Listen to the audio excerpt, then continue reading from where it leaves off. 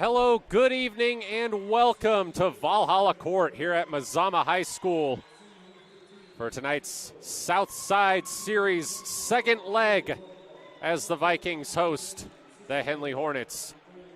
Alongside Josh Eldredge, I'm Matt Bowling. We are starting, as usual, with the girls' game. These teams come in with opposite records. Henley, 17-1, 5-0 in league play.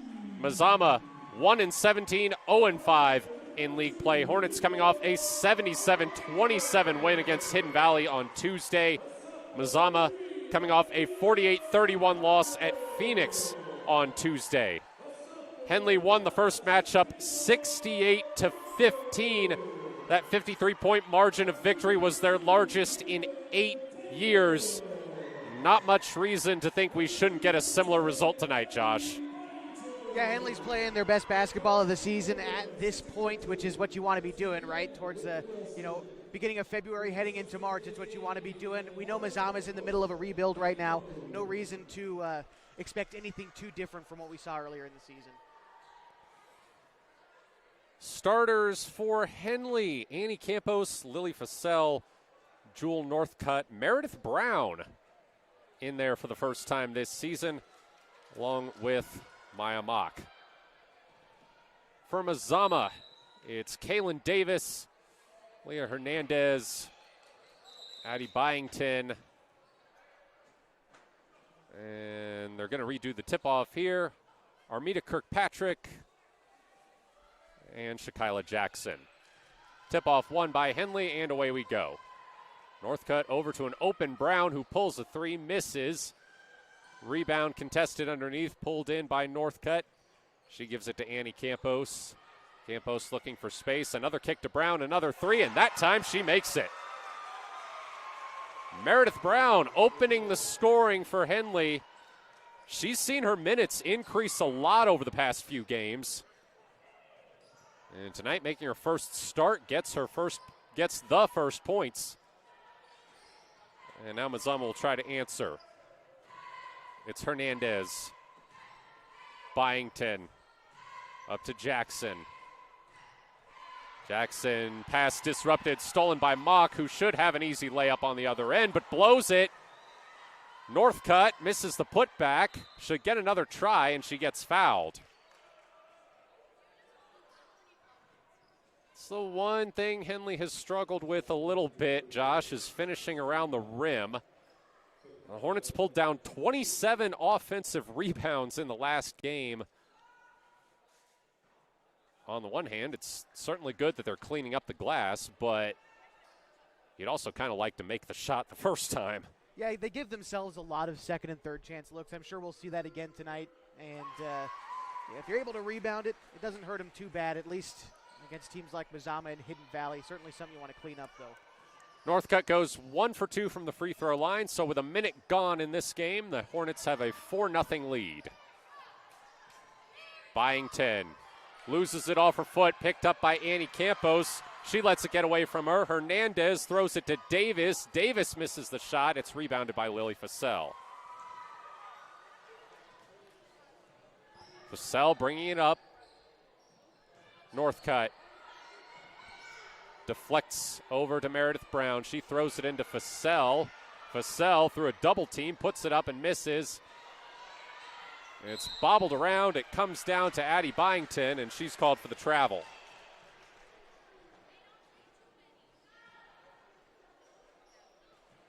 Lily Fassell to inbound.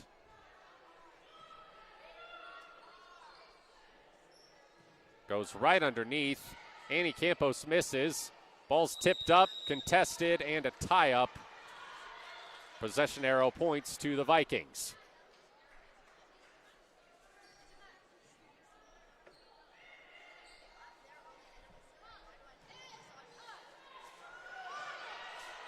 Kirkpatrick was unable to inbound before the 5-second. So that's a turnover. It's Henley ball.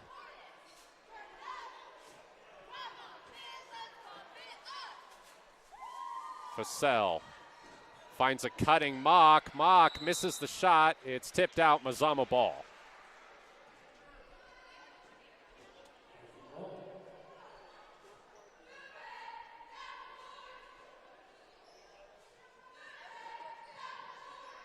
Kirkpatrick to inbound. Throws it right to Lily Fussell. Northcutt. Pass too high for Fussell. She's able to keep it in and recover. Back out to the perimeter. Pulls up and connects. 7-0 Henley. 2 minutes gone in the first quarter, and Mazama needs a timeout. Matt Bowling here alongside Josh Eldredge. You're watching Henley basketball on mybasin.com. Sports was kind of what defined me as a person. I loved to play every sport I could possibly play. The Abbeys was really the family stomping ground for all of our community. Saturday afternoon soccer tournaments, we'd head over to Abbeys afterwards. And then when we got up into middle school, on our way home, we'd stop at Abbeys after basketball games. When I go home, I want to see two things when I drive through Winston. I want to see my Abbeys and I want to see my high school. And those are the two memories that stick out the most to me. 5:58 to go in the first quarter. Henley with a 7-0 lead over Mazama. Vikings inbound. Kirkpatrick able to get it into Davis. Gets it back. Kirkpatrick trying to get by Maya Mock. Mock. Well, they're going to get, I think, either her or Lily Fussell for the foul. It will be Mock. So that evens the foul count at 1-1. Kirkpatrick to an open Hernandez. Thought about a three, drives, takes a long two, misses. Ball is on the floor. Northcutt going after it along with a couple Mazama players. Kirkpatrick comes up with it. Back out to the perimeter. Hernandez fouled, no, traveled.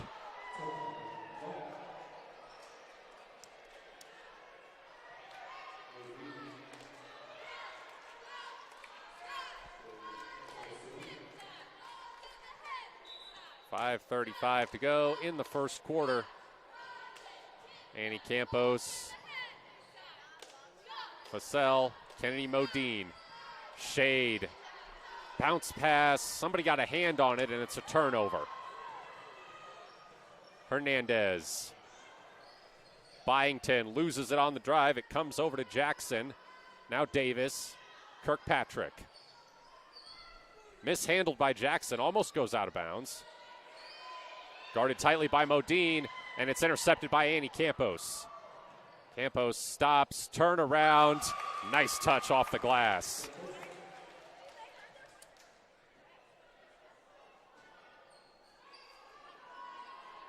.448 left in the first quarter. Steal on the inbound. Senya Campos. Double teamed, gets around the defender. Oh, man. Back to back. Nice buckets by the Campos sisters. Kirkpatrick looking for an inbound. And I think that was another 5 seconds, perhaps. Yeah, it was. Wasn't sure if Mazama had called a timeout in time, but it is a second 5-second violation, and it's Henley ball. Senya Campos drives, misses off the glass. Rebound pulled down by Byington. Davis, stolen by Shade. Oh, Preston Shade, nice move to shake the defender. Fouled on the reverse layup attempt.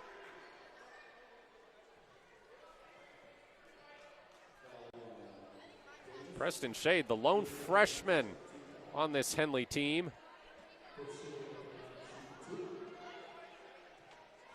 Almost pulled the sham god en route to that. En route to drawing that foul. Yeah, you wouldn't know she's a freshman by the way that she plays. The poise on defense especially. It's uncharacteristic of a freshman to be this good on defense as well this early in her career.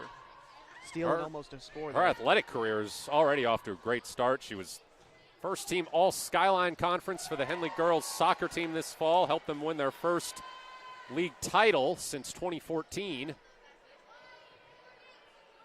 Now, the lone freshman to make a pretty stacked varsity roster for this girls basketball team.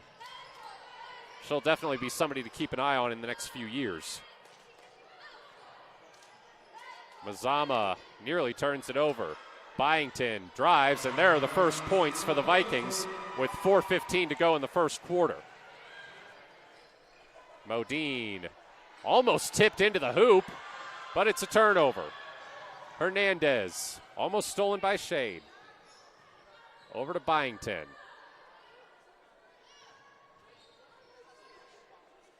This is Slazak, now back to Hernandez.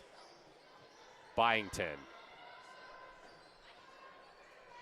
Looking for a lane. Byington runs right into Mock, and she gets called for the charge.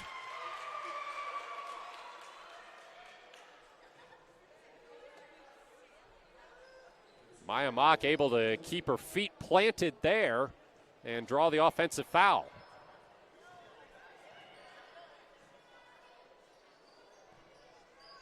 She's one of Henley's best defenders. The one game that she didn't play, Hornets gave up their most points of the season. Oh, a no-look bounce pass to Ladner, but it's not quite perfectly placed, so it's a turnover. Hernandez pulls a three, bricks that one. Rebound falls to Bailey Ladner. Senya Campos with room on the perimeter. Fires it into Shade. It's off her hand and turned over. Davis to Byington. Byington loses it.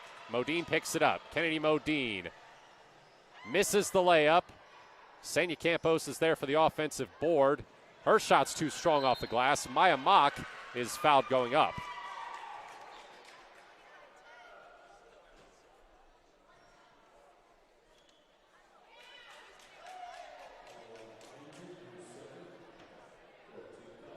.255 left in the first quarter. Maya Mock will try to make this a 12-point Henley lead.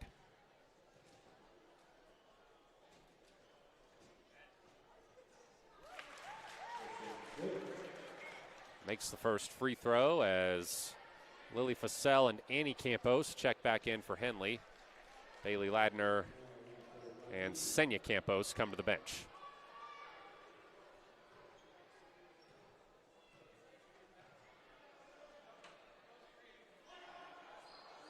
Second free throw up and good for Maya Mock. One more sub for Henley. Mock will check out for Jewel Northcutt.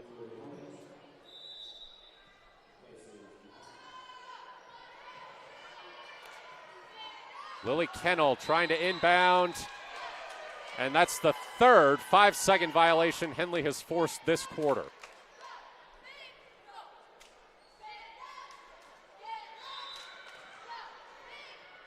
Immediate inbound underneath to Northcutt, who's fouled on the shot attempt. Feels like we've seen this movie before with Henley forcing these 5-second violations. I recall it happening a number of times last time they met up with Mazama, and then the other night against Hidden Valley, a couple of them as well. They're just, they hound the ball on those inbound passes so well. Northcutt misses her first free throw.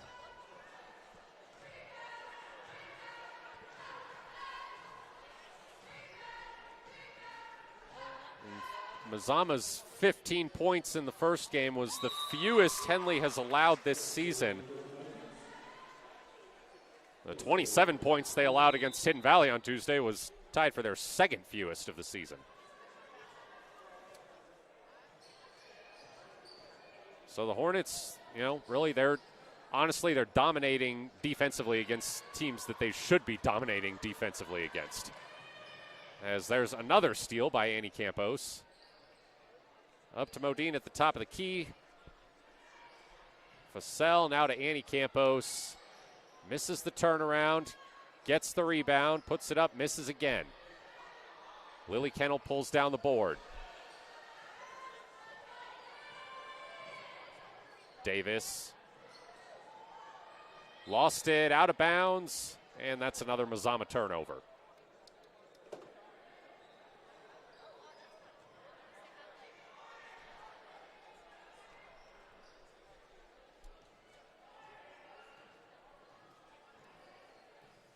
Annie Campos. Modine for three. Misses. Pulled down by Kennel. Hernandez. Over to Davis. And she travels.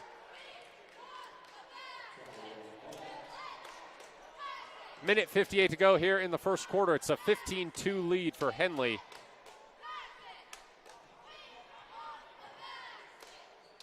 Shade into Modine. Modine, nice feed to Vassell. Unable to get a clean look at the basket. Kicks it back out to Annie Campos, who rattles out a three. On the rebound, Lily Kennel, well, was there a foul? I don't think so. I think it was just ball going out of bounds. That time it goes out of bounds again, but it's off of Kennedy Modine, so it stays with the Vikings. Leah Hernandez inbounding it to Addison Slazak. Tie up, and possession arrow points to the Hornets.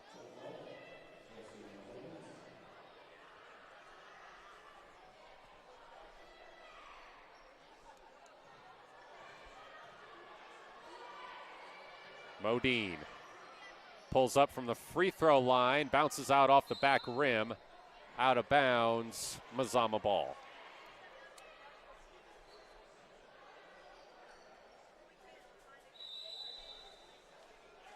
Timeout called. It's a 15-2 lead for Henley with a minute 22 to go in the first quarter. Matt Bowling here alongside Josh Eldredge. It's Henley basketball on mybasin.com. Thanks to Les Schwab Tires, I'm a confident backseat driver, but Mom's a little stressed about spending. Remember, deep breaths and watch your speed. Even though we're watching our wallets, Les Schwab is still watching out for our safety. So turn here. During the Les Schwab Founders Celebration Sale, save up to $150 instantly on select sets of 4 tires. Les Schwab Tires, doing the right thing since 1952.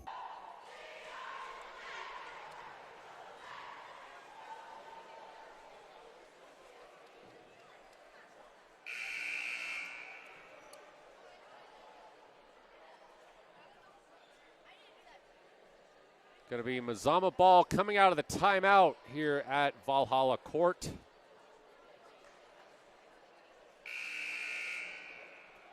Glad to be with you here for this Southside Series doubleheader. Hornets swept the first leg at Henley back on January 18th. Girls won 68-15, boys won 50-40.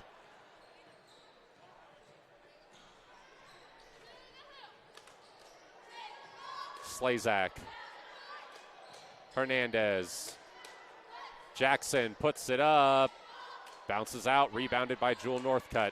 She throws it down to Kennedy Modine. Modine tipped out of bounds. Lily Kennel got her hand in there. The pass was intended for Lily Vassell, who will now come to inbound with a minute to go in the first quarter. Annie Campos out to Vassell. Vassell can't get it to go off the glass. Campos gets the miss. Modine bounces it back into Vassell, who is fouled.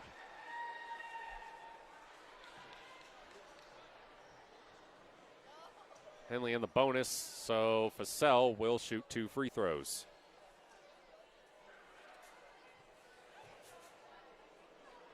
Three points so far tonight.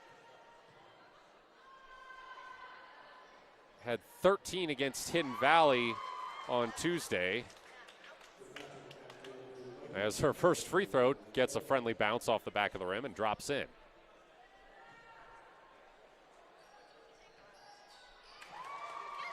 Second one is a clean shot.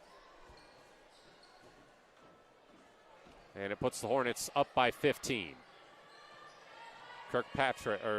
Davis rather. Dribbled out of bounds.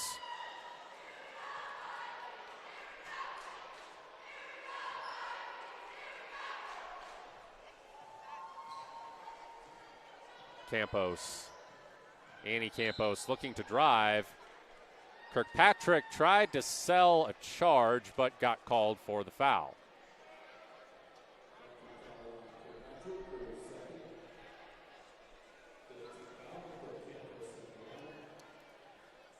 Annie Campos, who had 11 points against Hidden Valley on Tuesday. makes the first free throw.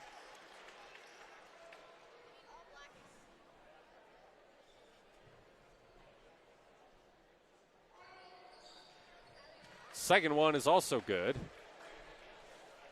So it's a 19-2 lead for Henley, 36.2 seconds to go in the first quarter. Kirkpatrick. Stolen by Fussell. Fussell lays it in. 7 points in the first quarter for Lily Fussell as Armida Kirkpatrick brings it across half court for the Vikings. Her pass is tipped away by Jewel Northcutt. Now tipped up, back into the hands of Kirkpatrick. 7 seconds to go. She gets it to Davis.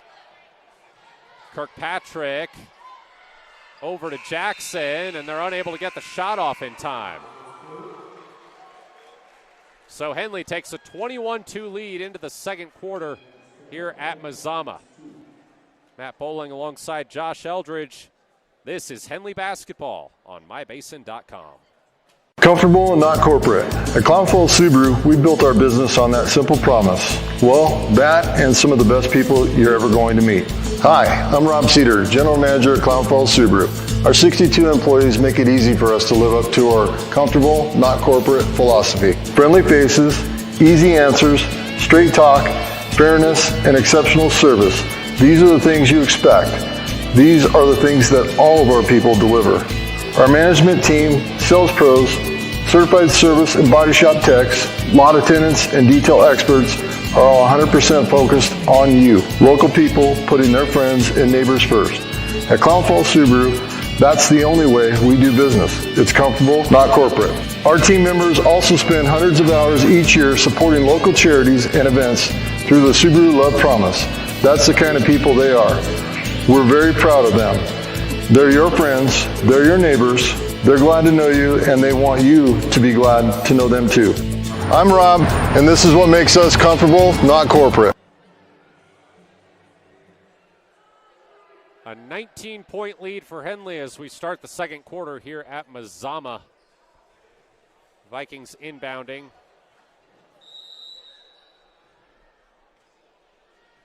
Davis into Kirkpatrick.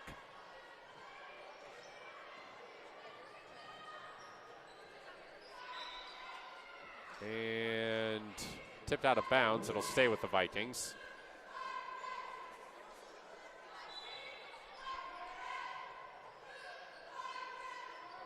Jackson. Kirkpatrick. Guarded by Bailey Ladner. Over to Slazak. Slazak. Kirkpatrick. Looking to drive. Armida Kirkpatrick.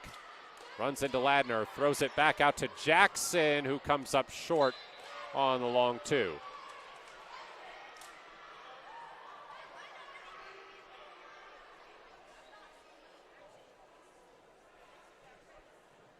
Shade. Mock. Senya Campos. Shade. Thought about a three. Gives it to Maya Mock. That one was off target for Meredith Brown, who was open in the corner. So it'll go back to the Vikings.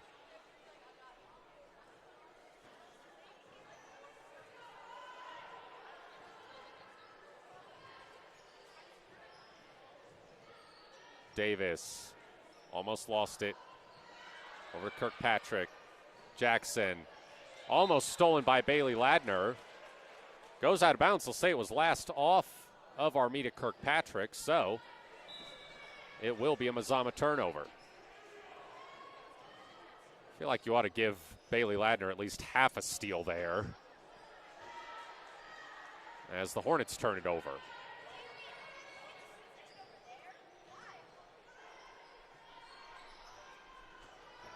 Slazak. Kirkpatrick. Guarded by Senya Campos. Pass tipped and taken away by Ladner. Ladner hands it to Shade behind her. Shade zips one underneath to Mock, who can't convert. but a foul is called on the rebound.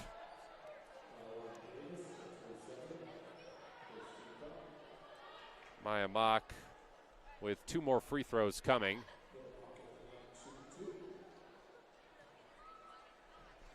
Another big contributor to the Henley Girls Soccer Skyline Conference Championship. Maya Mock was the League Player of the Year and first team All-State.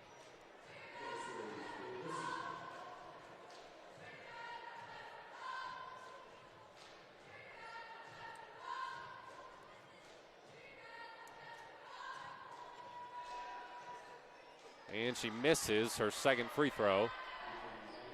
But it's still a 20-point lead for Henley, 6:08 to go in the first half. Hernandez. Kirkpatrick. Kirkpatrick has it taken away from behind her. Bounces around, out of bounds, off of Henley.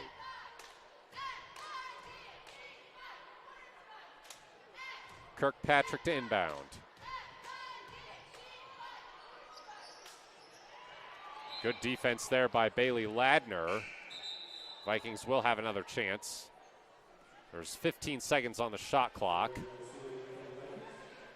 As Aurora Garcia checks in. Hernandez fouled by Preston Shade as she tried to block the shot.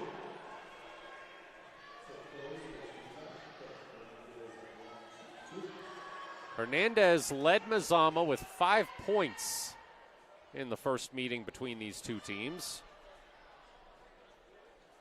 And she gets her first of the night on that free throw.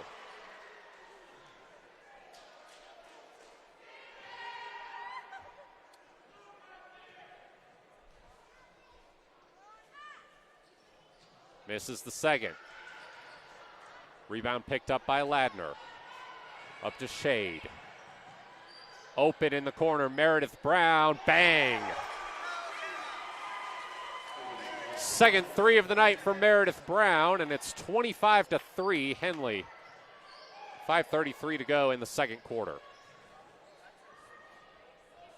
Kirkpatrick, guarded by Ladner. Kennel. Foul called. It's another one on Preston Shade. And there's going to be 4 subs checking in for Henley. Modine, Annie Campos, Jewel Northcutt, and Lily Fassell on for Shade. Meredith Brown, Bailey Ladner, and Maya Mock.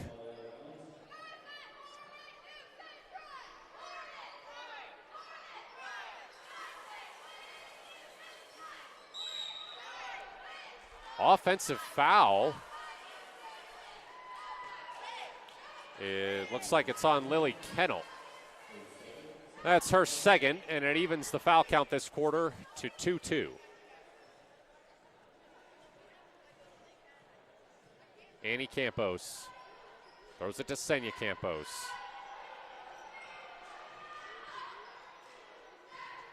Modine. Annie Campos looking to drive. Gives it to Senya. She drives, puts it up, but travels.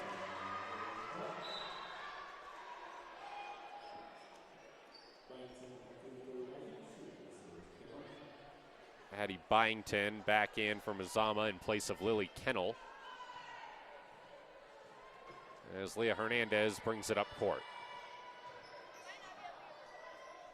Byington. Looking to drive. Loses the ball. Tight defense there by Kennedy Modine forces another Vikings turnover.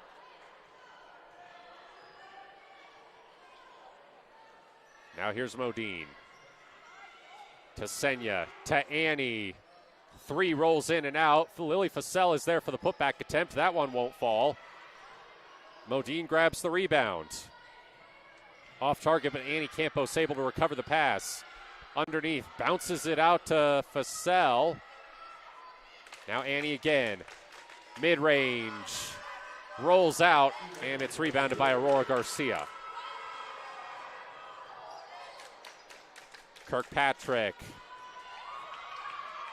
Trying to drive on Fasel. Almost lost the ball. Senya Campos swoops in to take it away, but steps out of bounds.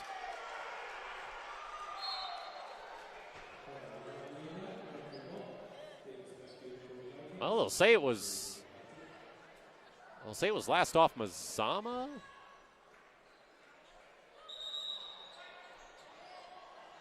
Well, the official who was closest to the call called it a Mazama, and I think they're switching it over now. Yeah.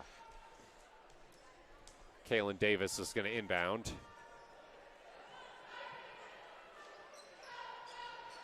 .357 left in the first half. Sends it off the leg of Senya Campos, but Senya is able to pick it up. Ahead to Annie Campos. Back out to Senya. Pulls up and misses the three. Modine able to keep the rebound in, has to run halfway up the bleachers.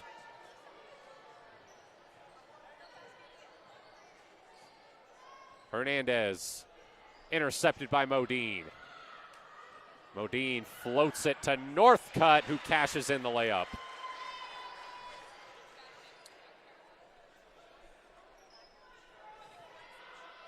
.320 to go. Hernandez. Met at half court by Modine. She throws an interception. Northcutt is fouled. And Addie Byington doesn't care for the call. That's her third foul. And it moves the count to 3-2 in favor of Henley. Lily Fasel will inbound as Armida Kirkpatrick checks in for Byington.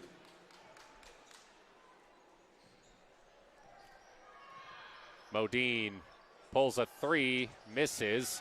Annie Campos grabs the rebound. Senya Campos gets a screen, drives along the baseline, puts it up, misses, gets her own miss, back up and in.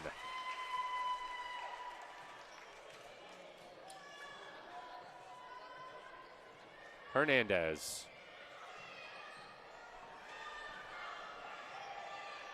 Intercepted by Senya Campos. Ahead to Fasel. Fasel blows the layup. Recovered by Kalen Davis. Another 4 for 4 incoming for Henley. Out of bounds, Mazama ball. Bailey Ladner, Meredith Brown, Preston Shade, and Maya Mock check in for Senya Campos, Lily Fasel, Annie Campos, and Jewel Northcutt.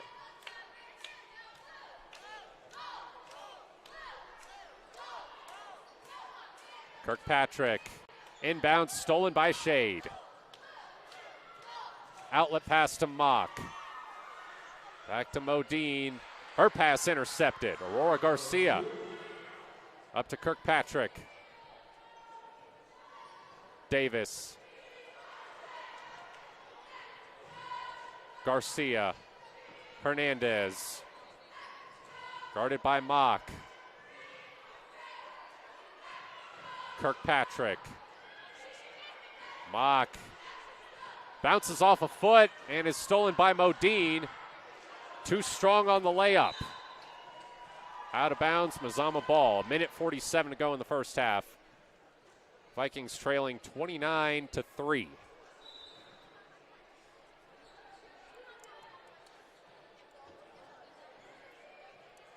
Leah Hernandez.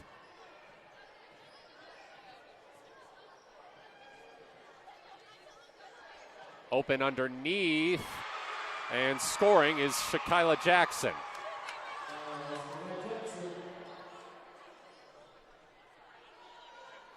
That's the most space anyone on Mazama has had all game. Mock. Modine, deep three, off the back rim. Bounces to Kirkpatrick, she gives it to Davis. Hernandez guarded by Mock. Hernandez threw it up. It was blocked, but they call Mock for a foul. 55.7 seconds left in the first half. Leah Hernandez will shoot 2 free throws.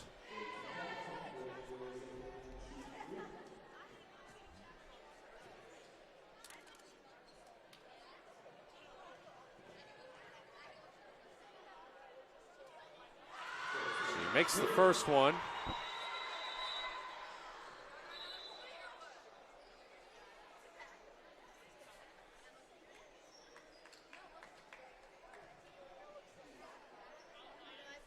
Ref saying subs can't come on yet.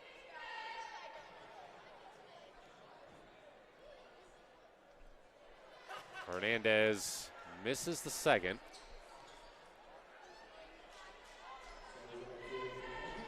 Now a sub comes on. It's Addison Slazak on for Shakyla Jackson. As Hernandez gets ready for the last free throw and misses. Rebounded by Mock.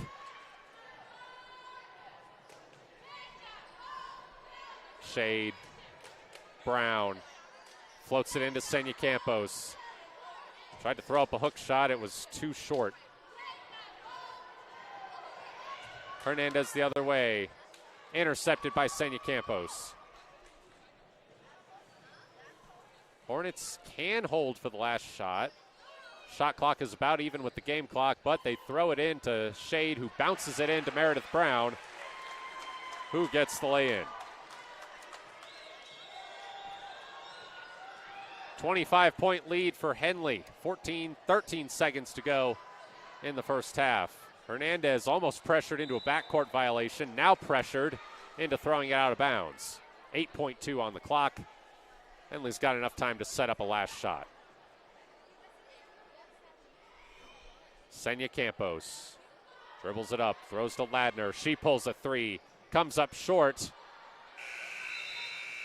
And Mazama unable to get the desperation heave off before the buzzer. Henley 31, Mazama 6 at halftime. Matt Bowling here alongside Josh Eldredge. We'll have your first half scoring totals on the other side of this break. You're watching Henley basketball on mybasin.com.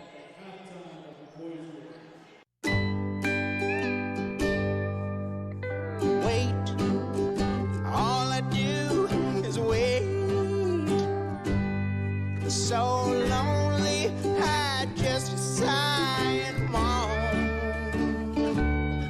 Seems like I've been waiting forever,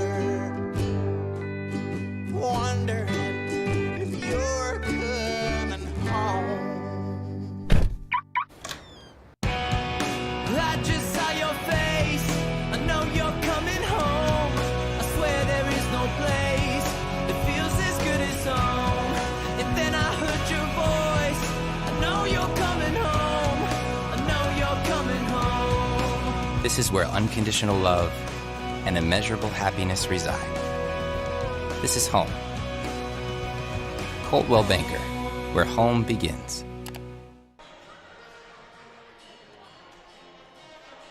(31-6), Henley on top at the half here at Mazama. Nothing we didn't really expect, Josh. Yeah, Henley's defense is looking just about as good as we've seen every single time.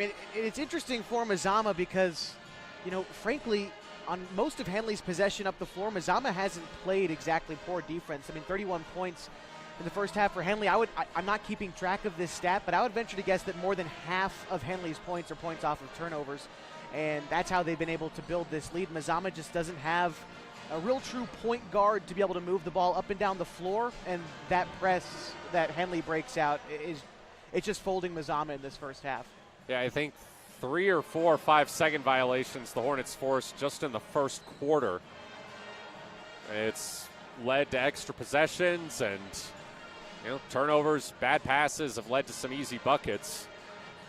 Let's look at the scoring for Henley. Meredith Brown leading the Hornets with 8 points, followed by Lily Fassell with 7.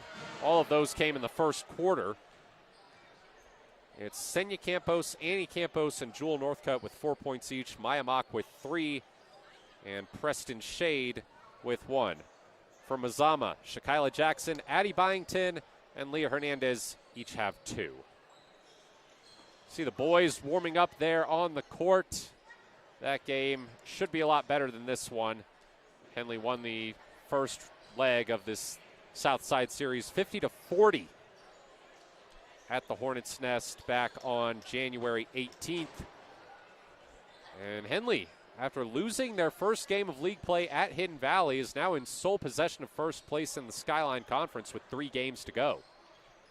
Yeah, Henley's starting to put it together a little bit. They're playing a little bit more, I should say, less of a one-dimensional offense. Their guard play's improved a lot since the beginning of the season. And, the Hornets are starting to find their rhythm. Last time they played Mazama, it was the Vikings who actually they shot the ball really well, and it allowed them to hang around in that game maybe longer than Coach Hammond's team would have liked. But, here at home, they're comfortable in this building as well. It should be an interesting matchup later on this evening. That game tips off about 7:30. Yeah, this Skyline Conference here on the boys' side at least, it reminds me a lot of the Big 12. You got 5 teams, and just about any of them can beat any of the others. Can't write anybody off. It's great basketball. It's always entertaining, interesting. There's really no runaway favorite team in this league, unlike on the girls' side where it's Henley and then everybody else. Of course, for a while we thought it was Henley, Klamath Union, and everybody else, but then Henley went and beat Klamath Union by 20 points in their matchup at Henley a few weeks ago. So, yeah, that was a game at Henley, and frankly, Klamath Union did not shoot the ball very well in that game. I expect a little bit more from KU when we go play them at their place in the 16th. But yeah, Henley just looks so good. And until proven otherwise, they've got most of their full team here, except for Anna Harper, who's been missing since the Cascade game. But other than that, they're as good as we've seen them until proven otherwise. I don't see a losing condition for this Henley team. I don't see a real hole in this lineup on how you can attack and beat them other than just try and outshoot them. Yeah, that one game they lost to Cascade, Anna Harper and Maya Mock were both out, so the Hornets severely shorthanded. I agree with you. Having seen this team play at full strength early in the season, yeah, I'm not sure there is a way to beat them other than just kind of hope they have a bad shooting day. Yeah, and you saw the impact of Maya Mock missing in that Cascade game because Cascade had some great guard play in that game. And then here tonight, she's bothering Leah Hernandez up on the floor, who's trying to play kind of a point guard position for Mazama tonight. She's just such a hound around the perimeter defensively. It just opens up the floor so much for Henley and creating turnovers as well, which lead to buckets on the other end. We'll take another break. We're about 4:20 on the halftime clock. Matt Bowling here alongside Josh Eldredge. It's Henley basketball on mybasin.com. Threads. There are many threads that run through our region. There are churches and schools and Little League teams that bring us together and bind us into communities. There are roads and cars. There are houses and jobs and businesses, all woven together to make the fabric of our communities. There are financial threads that are part of that tapestry as well. For over 80 years, it's been our pleasure to be headquartered here, providing financial services to generations of our friends and neighbors. From that first savings account, to retirement planning, and all of the cars and houses and groceries in between, we keep your money local, investing it back into our communities, adding more threads to the fabric to make our communities stronger. Pacific Crest Federal Credit Union. Find your path.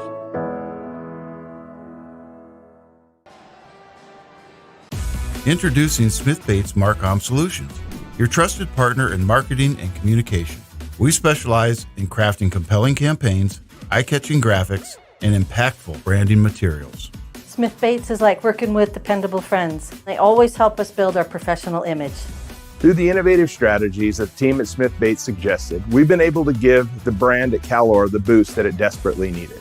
Unlock your potential with Smith Bates Marcom Solutions. The innocence of youth. Is there anything any better? But soon they'll be in high school and facing all the same challenges you faced. How to make friends, how to fit in, how to be cool. We want our children to have everything they'll need to live fulfilling and productive lives. Make sure the kids in your family are among the more than 120,000 participants here in Oregon who take part in high school sports or activities. couple minutes away from the start of the second half here at Mazama. You see the Henley girls and boys are both out shooting as the Mazama girls have yet to return from the locker room. Want to update you on another doubleheader that's happening tonight. Oregon Tech hosting Evergreen State. Lady Owls are playing right now. They lead 59-37 with 4:12 to go in the third quarter. Closing in on win number 20 for the season. That team looks good, coached by former Mazama coach Joy Lease, and we got a little bit of an insight into their team earlier in the week when we talked to Olivia Sprague on Ballin' in the Basin. I mean, what a great guest she was, talking about all kinds of things. She's a softball player, too, gave great insight into this team. Yeah, they kind of had a tough go of it on Tuesday against Southern Oregon in that rivalry matchup, but like Olivia said, they just pretty much shake it off and use it as motivation. And, well, we're not watching the game, but the score seems to indicate that they were pretty motivated tonight. Our other guest that night on Wednesday on Ballin' in the Basin was Dylan Clark, a Henley wrestler. He gave some incredible insights into being a prep wrestler. I think both of those interviews are cannot miss. So if you want to go back and listen to them, it's available on mybasin.com. The full show is always podcasted. But, I mean, that was an incredible talk, too, with Dylan about being a wrestler. It's really interesting stuff, his diet and all that stuff. Oh, yeah. He blew my mind when he ran down the whole list of what he eats in a day. Yeah. I mean, I can't, usually, down to the hour, he was talking about how many ounces of water he drinks. It was incredible, really. That was nuts. If you have not listened to that interview, would highly recommend. You can go to mybasin.com, look under the sports tab, Ballin' in the Basin, and it's our most recent episode. Cassell. Mock. Annie Campos into Jewel Northcutt. She misses. Gets her own miss and puts it back. Well, looks like they're handing out free T-shirts in the Mazama student section. That's why they're making so much noise over there. Yeah, so they posted, it's Spirit Week for both schools. Mazama's student section is dressed in all black. It's supposed to be Spies Night for them. And they're bringing T-shirts for the loudest 20 kids in the student section is what they posted about. So just scream as loud as you can, get a free T-shirt is their MO right now. Stolen by Northcutt. Campos fires it ahead to Brown, who's open for a mid-range, and it rattles in. 10 points for Meredith Brown. That's a season high for the senior. She looked confident shooting the ball. That's a nice mid-range shot. She hit a triple in the first half as well. Kind of from this near corner, looks good. Almost stolen by Annie Campos, but it goes out of bounds off her. You mentioned the Mazama student section's wearing black. Henley's also wearing black. Their theme is biker, though. They've got some sick T-shirts. I think some local sponsor was able to get them all matching T-shirts, and it's got red and black, a picture of a hornet riding a motorcycle on the back. And that was Lily Fasell's mom came up with that idea, Carly, and they're pretty awesome T-shirts. It's cool to see the student section all kind of decked out in this biker stuff and wearing all black here on the road. Yeah, the way it's set up here in the gym at Mazama, they're all right behind us. We're on the second level here. It's kind of a mezzanine area with a desk for the broadcasting, and there's an extra set of bleachers that they roll out right behind us. Looks like Shakyla Jackson getting Mazama's first points of the second half. 6:18 to go in the third quarter. Annie Campos on the other end. She's called for the charge. They say she got her elbow out. I think it was mostly that Campos wrapped around the defender. She tried to kind of hook the defender and get around her, and that is an offensive foul. It's her first. It evens the foul count this quarter to 1-1. Jackson. Almost stolen. Hernandez pulls a three and connects. We're going to call that one a long two. Well, it gets Mazama to double digits at least. And it gets Hernandez to 4 points on the night. Davis. Jackson. Mock goes for the steal. I'll say it was not tipped. It's a backcourt violation. Henley ball. And another 4 for 4.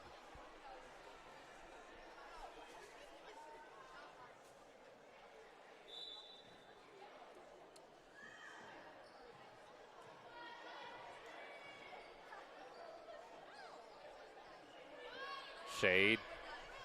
Senya Campos underneath. Lily Fassell. Turnaround. Won't go.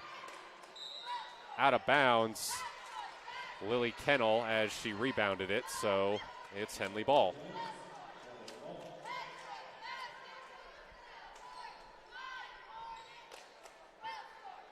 Up top, Shade. Fassell for 3. That one no good. Fassell gets her own miss. Nice hustle there to grab that. And she's fouled.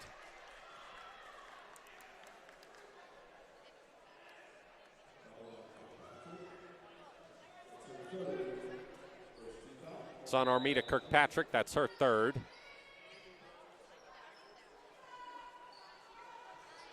Senya Campos. Zips it down low to Kennedy Modine. She can't receive it cleanly. Modine, another chance up top. Floater, swish. Those are Kennedy Modine's first points of the night. And it gets Henley back up to a 27-point lead. As Lily Fassell is called for the foul. Her first. Henley's 3rd of the quarter. 4:42 to go in the 3rd.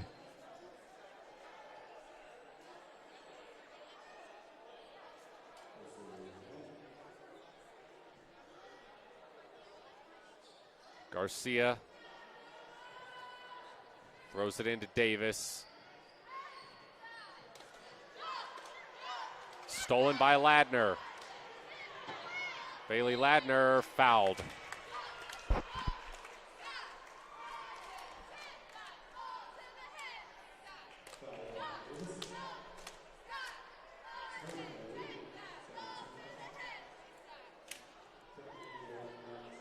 Two free throws for Bailey Ladner as Kaylin Davis picks up her 3rd foul. She misses the first.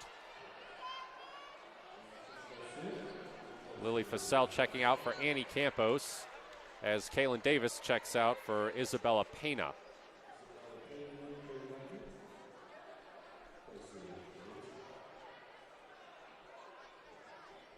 Free throw rattles out for Ladner, and it's rebounded by Byington.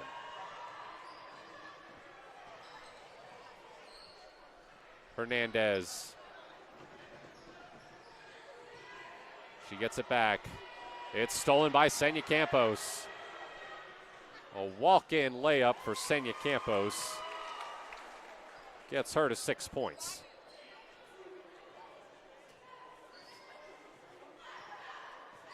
Halfway through the 3rd quarter. Hernandez has to get it across the line. She does. Byington intercepted by Annie Campos.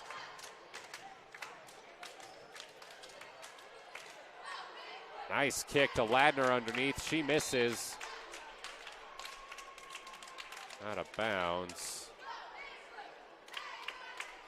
It'll stay with the Hornets.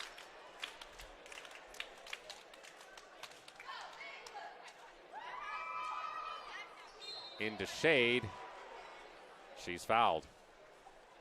Going up for the shot. And it'll be 2 more free throws for her. Evens the foul count at 3-3 this quarter.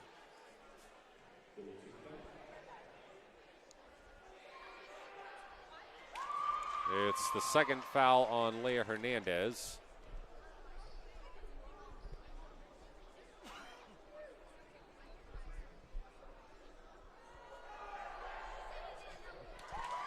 As Shade goes 2 for 2.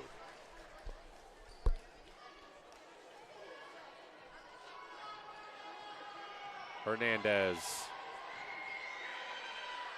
Pass tipped. Senya Campos can't complete the steal, and Kennedy Modine is called for the foul.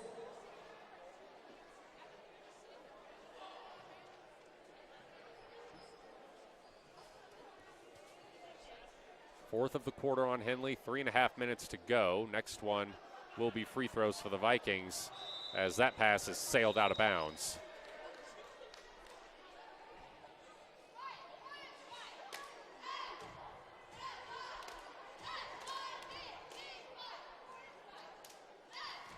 Well, you talked about Joy Lease, formerly coaching here at Mazama.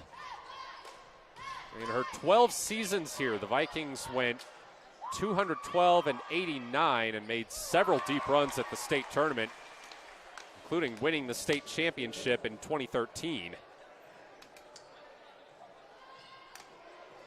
She left the program 2 years ago to take a job as the top assistant for the Oregon Tech women, and this season was named head coach. This is the, after she left, Mazama has now gone through 3 head coaches in as many seasons. Mindy Holbrook is the latest to hold the title. This is her first year. She spent the previous 2 as an assistant. And they combine that level of turnover with a team with a roster that has 1 senior, 3 juniors, 6 sophomores, and 3 freshmen. It's no real surprise they're struggling this much. I think this season is definitely not that big of a surprise to anyone who's paying attention. However, it's a positive outlook for the future when you have this many underclassmen getting good varsity minutes, I think. Back-to-back buckets for Annie Campos push Henley's lead to 45-10 late in the third quarter. Matt Bowling here alongside Josh Eldredge. It's Henley basketball on mybasin.com. What rhymes with great? Participate. Where does greatness start? Here, in the classroom. On the stage. In the pool. On the field. Where will your greatness take you? To better grades. To more friends. Yeah! Be great. Participate!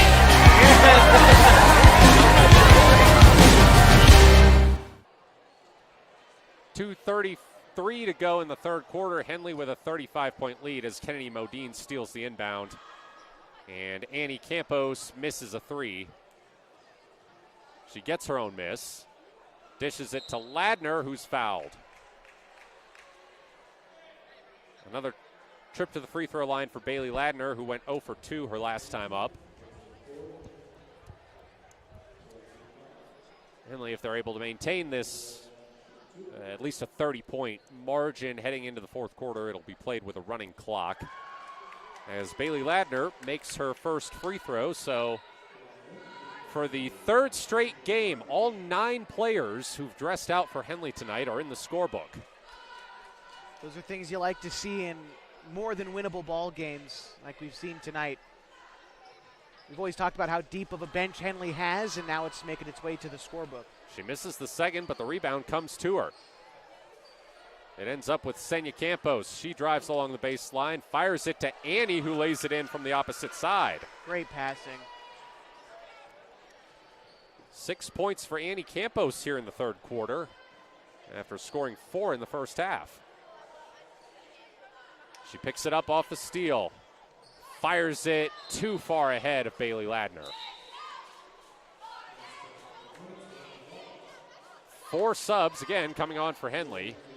Meredith Brown, Lily Fussell, Maya Mock, and Jewel Northcutt as Bailey Ladner, Kennedy Modine, Annie Campos, and Senya Campos come to the bench.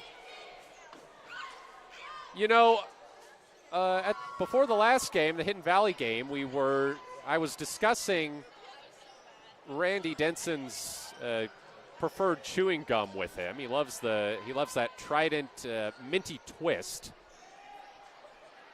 And one of his assistants was saying, "Hey, if you've got any NIL deals for us, let us know." I think they should talk to Wendy's because he sure seems to love those 4-for-4 subs. I like it.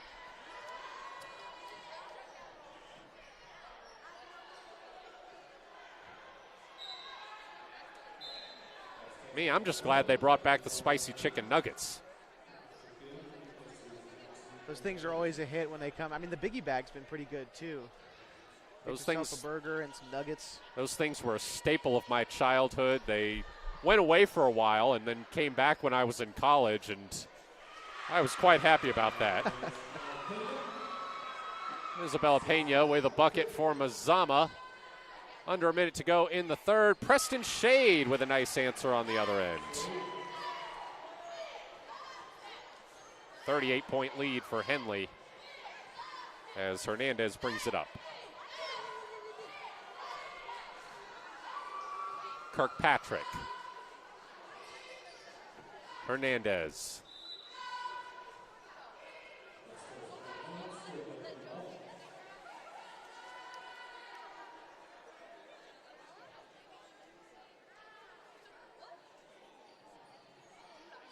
Kirkpatrick. Another 5-second violation. So Henley can pretty much have the last shot. There's 36.5 seconds on the clock as they inbound. There's something I know about this team, though. They're going to shoot it early.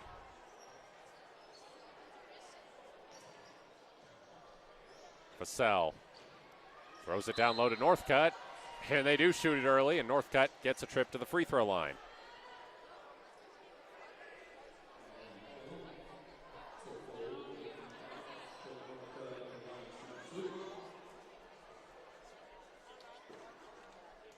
Jewel Northcutt was an all-league volleyball player for Henley this fall. She makes her first free throw. As Leah Hernandez checks out for Shakyla Jackson. And Lily Kennel checks out. Didn't see who replaced her. Northcutt goes 2 for 2. 21.8 seconds on the clock here in the third quarter. It's a 40-point lead for Henley. Almost stolen, recovered by Kirkpatrick. Kirkpatrick, 10 seconds left. Tries to throw a pass up. Oh, she gets clocked. And has to be held back by Isabella Pena. I don't think Jewel Northcutt really meant to do that.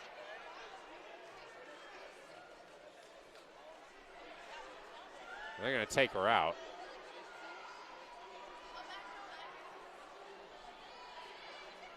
Was there a technical assist? I'm wondering if it was assessed to Mazama based off of Kirkpatrick's reaction, or if not at all. I mean, an unintentional foul by Northcutt, but looks like nothing extra besides that. So it will be free throws for Armida Kirkpatrick. Northcutt, by the way, not completely removed from the game. She's just hanging out over here by the bench with 4 of her teammates down on the block, so she's going to stay in the ball game too. First free throw rattles in for Armida Kirkpatrick. Bailey Ladner checks in for Northcutt. Well, 5 different players have scored for Mazama at least.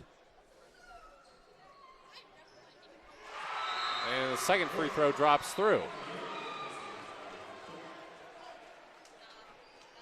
Well, Jewel Northcutt did check out. I think Meredith Brown replaced her. 7.2 seconds. Thrown into Shade. Brown in the corner. Lofts it into Ladner.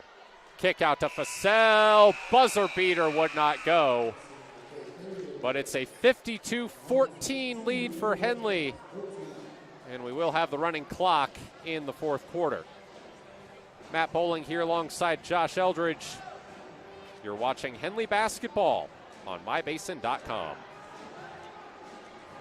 Comfortable and not corporate. At Clownfall Subaru, we built our business on that simple promise. Well, that and some of the best people you're ever going to meet. Hi, I'm Rob Cedar, General Manager at Clownfall Subaru. Our 62 employees make it easy for us to live up to our comfortable, not corporate philosophy. Friendly faces, easy answers, straight talk, fairness, and exceptional service. These are the things you expect. These are the things that all of our people deliver. Our management team, sales pros, certified service and body shop techs, lot attendants, and detail experts are all 100% focused on you. Local people putting their friends and neighbors first. At Clown Falls Subaru, that's the only way we do business. It's comfortable, not corporate. Our team members also spend hundreds of hours each year supporting local charities and events through the Subaru Love Promise. That's the kind of people they are. We're very proud of them.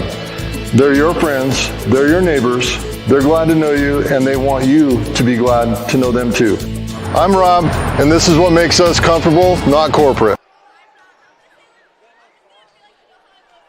52-14, Henley leads as we start what should be a very quick fourth quarter with the running clock. It will only stop on free throws.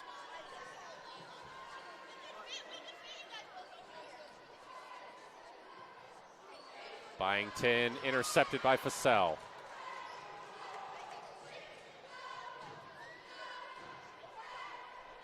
Shade. Fussell. Brown. Shade. Directing traffic. Fussell, Mock. Shade. Ladner. Shade double teamed, kicks it to Fussell. Fussell has to throw it up at the end of the shot clock, and it won't fall. Didn't hit the rim, so it's a violation.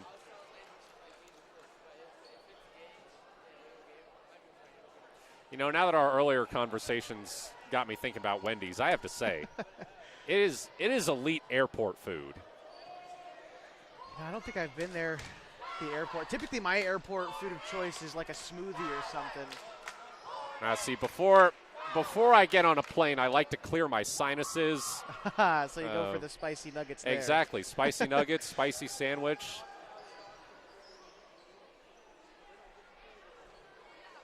Yeah, I learned the hard way what can happen if you don't clear your sinuses before you get on a flight. It's not fun.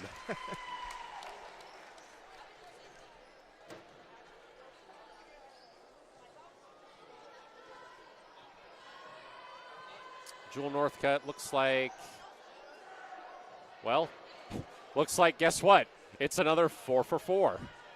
Northcutt, Modine, and the Campos sisters are getting ready to check back in.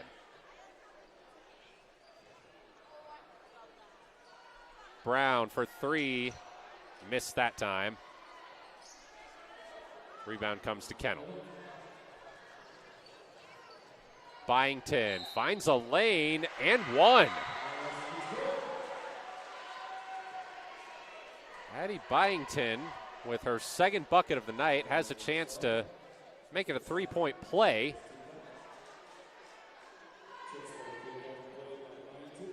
And Mazama, at the very least, has surpassed their scoring total from the first matchup with Henley and is on track to hold the Hornets to significantly fewer points.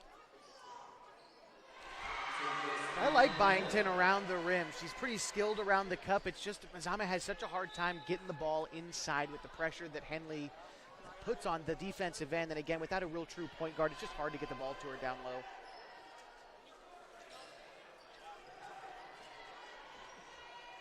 Northcutt fouled underneath.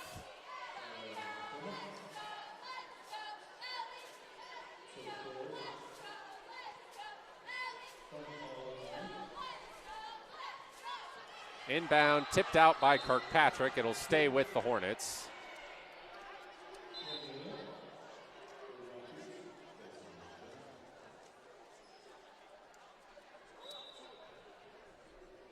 Northcutt inbound. Senya Campos. Modine. Senya.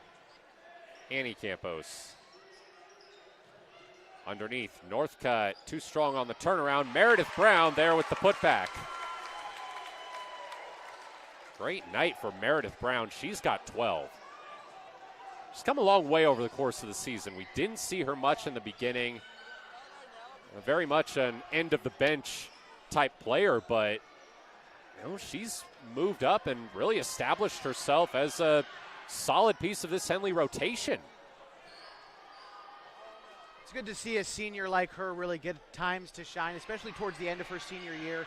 I'm really enjoying watching her play, and I think the Henley student section behind us has been too. She can shoot it pretty well too. Absolutely. She's pretty good from the corner. That's where she is now as Annie Campos brings it up. Underneath, Senya Campos finds Jewel Northcutt for an easy bucket. 3:26 to go in this one. It's a 41-point lead for the Hornets. Kirkpatrick pulls a three, misses. Rebounded by Annie Campos.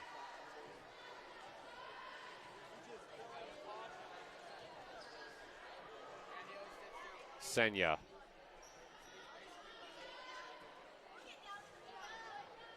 Guarded by Shakyla Jackson, gives it to Modine. Annie Campos, Meredith Brown lofts it down low to Northcutt, who hits another turnaround.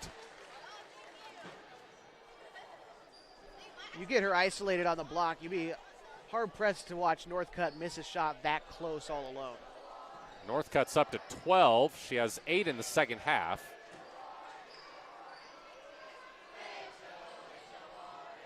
Two and a half minutes to go. Byington out from the baseline.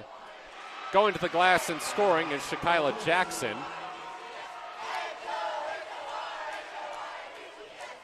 Long inbound from Annie Campos to Senya Campos. Modine splits the defense but can't finish. Putback attempt wouldn't fall for Senya Campos, and Byington corrals the rebound.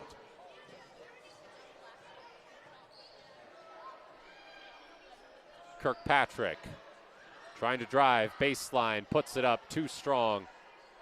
Modine comes down with it. Minute 50 to go. It's 60-19 Henley. Modine wide open for a three. Splash.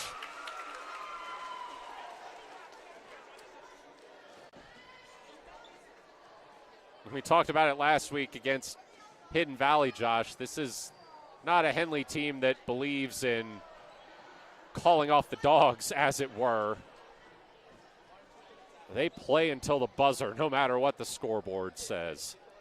It's a characteristic of a championship winning team, whether it is a conference championship or more for these Hornets.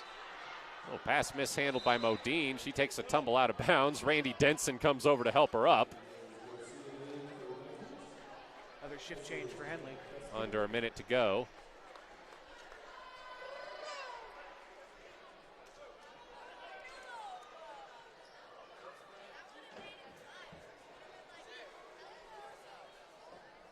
And not much left to do here as the clock continues to run.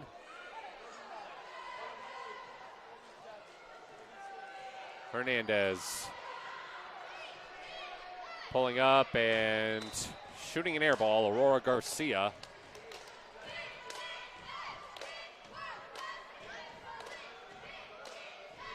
Mazama inbounding. Clock still running. Under 20 seconds. Throwing it up. Another air ball for Kiana Crespin.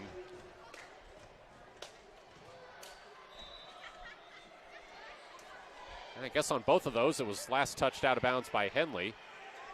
Hernandez would not go, and that is how we end this one. 63-19, another dominant win for Henley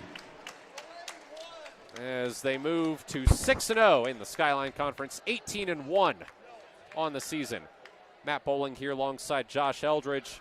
We'll have your final scoring when we come back here on mybasin.com.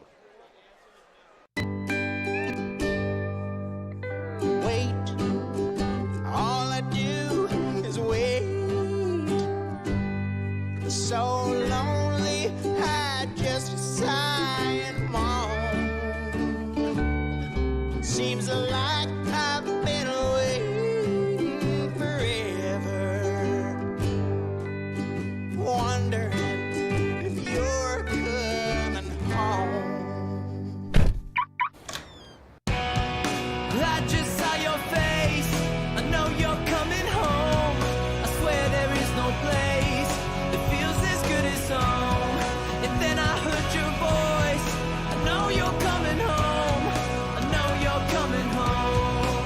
This is where unconditional love and immeasurable happiness reside. This is home. Coldwell Banker, where home begins. What rhymes with great? Participate. Where does greatness start? Here, in the classroom. On the stage. In the pool. On the field. Where will your greatness take you? To better grades. To more friends. Yeah! Be great. Participate!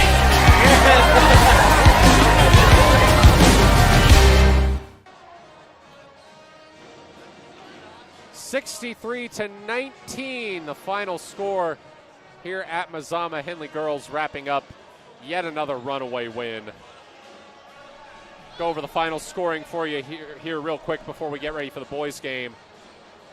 For Mazama, Shakyla Jackson had 6, Addie Byington had 5, Leah Hernandez had 4, Armida Kirkpatrick and Isabella Pena each had 2.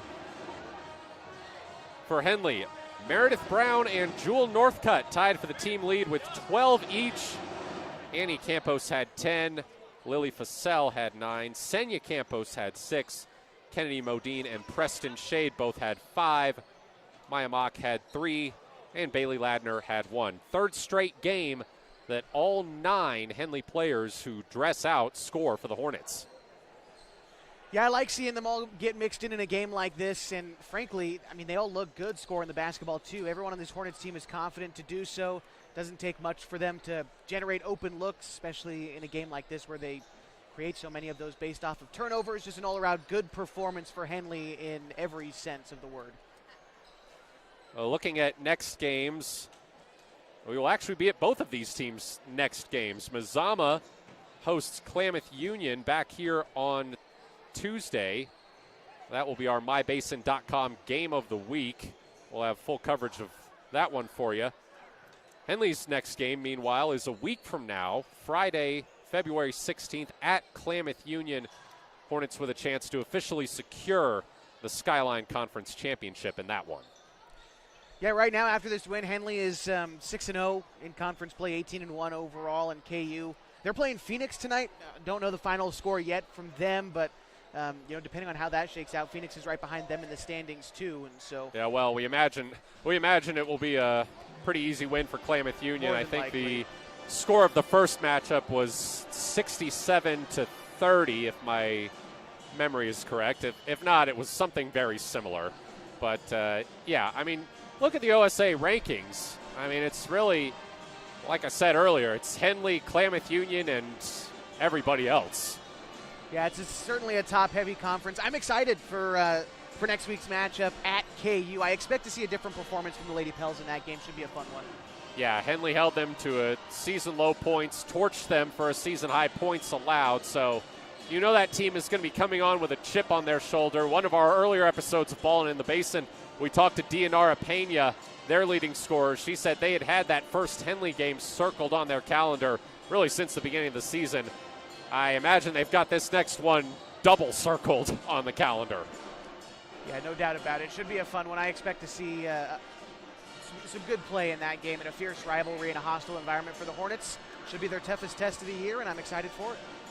All right, we're going to step aside and get ready for the boys' game. That does it for me here tonight. I'm going to hand it off to Kevin Petrick, who is going to slide into the color spot while Josh Eldredge gives you some play-by-play of the boys' game.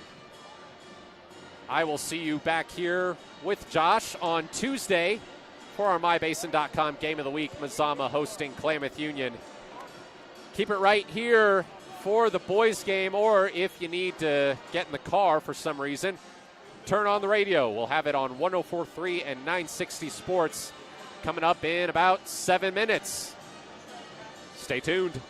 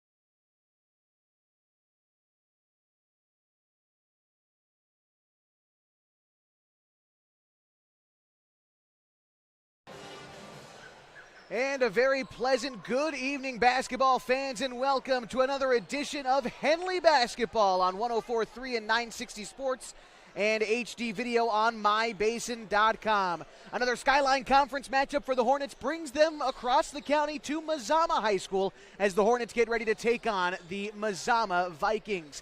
My name is Josh Eldredge. Kevin Petrick will be joining me in just a moment. We're going to step aside. When we come back, we'll take a look at the Skyline Conference standings as they stand right now. And, of course, starting lineups and tip-off are next on 104.3 and 960 Sports and mybasin.com. Leave it right here.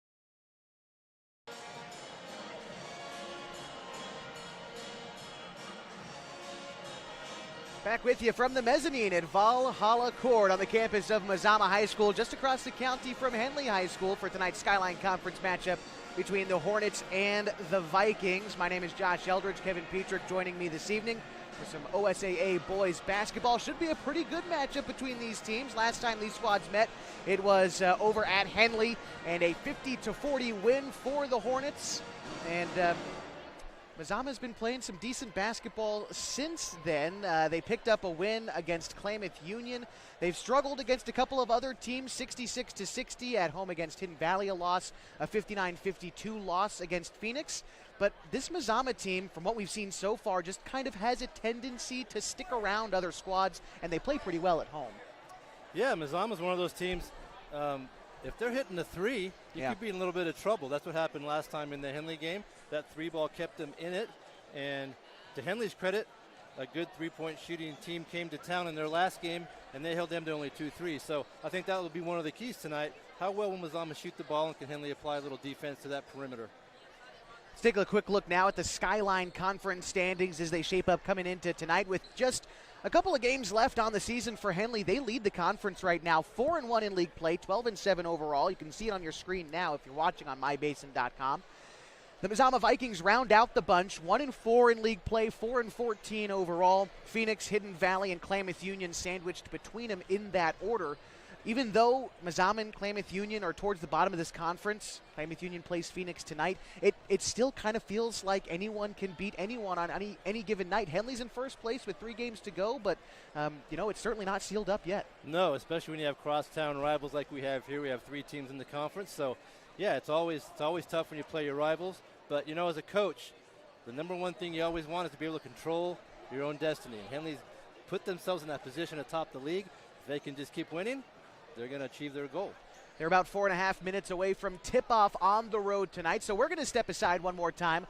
When we come back, we'll take a look at starting lineups and tip-off, as well as try to update you on what's been going on up at Oregon Tech. The women finished up not too long ago. The men starting here in the next few minutes as well, so we'll keep you updated on all that stuff this evening as we continue your coverage of Henley basketball on 104.3 and 960 Sports and mybasin.com.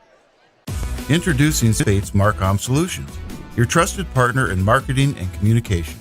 We specialize in crafting compelling campaigns, eye-catching graphics, and impactful branding materials. Smith Bates is like working with dependable friends. They always help us build our professional image. Through the innovative strategies that the team at Smith Bates suggested, we've been able to give the brand at Calor the boost that it desperately needed. Unlock your potential with Smith Bates Marcom Solutions. So we kind of know a little about them. They could be good. They're a good little team. So if we don't... The innocence of youth. Is there anything any better? But soon they'll be in high school and facing all the same challenges you faced. How to make friends, how to fit in, how to be cool. We want our children to have everything they'll need. to live fulfilling and productive lives. Make sure the kids in your family are among the more than 120,000 participants here in Oregon who take part in high school sports or activities. Sports was kind of what defined me as a person. I loved to play every sport I could possibly play. The Abbeys was really the family stomping ground for all of our community. Saturday afternoon soccer tournaments, we'd head over to Abbeys afterwards. And then when we got up into middle school, on our way home, we'd stop at Abbeys after basketball games. When I go home, I want to see two things when I drive through Winston. I want to see my Abbeys and I want to see my high school. And those are the two memories that stick out the most to me.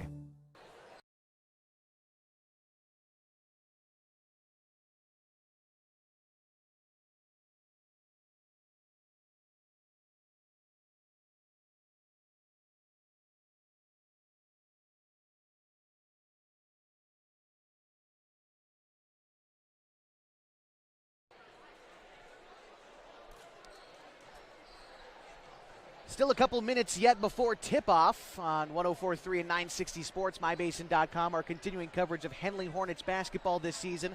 I want to take a moment to correct something that I said on the air last week about the playoff qualifications for 4A. They changed it this year, so just to give you an idea of what's on the line tonight for Henley, instead of 6 automatic bids, there's actually 12 this year into the 16-team bracket, 2 from each of the 6 leagues.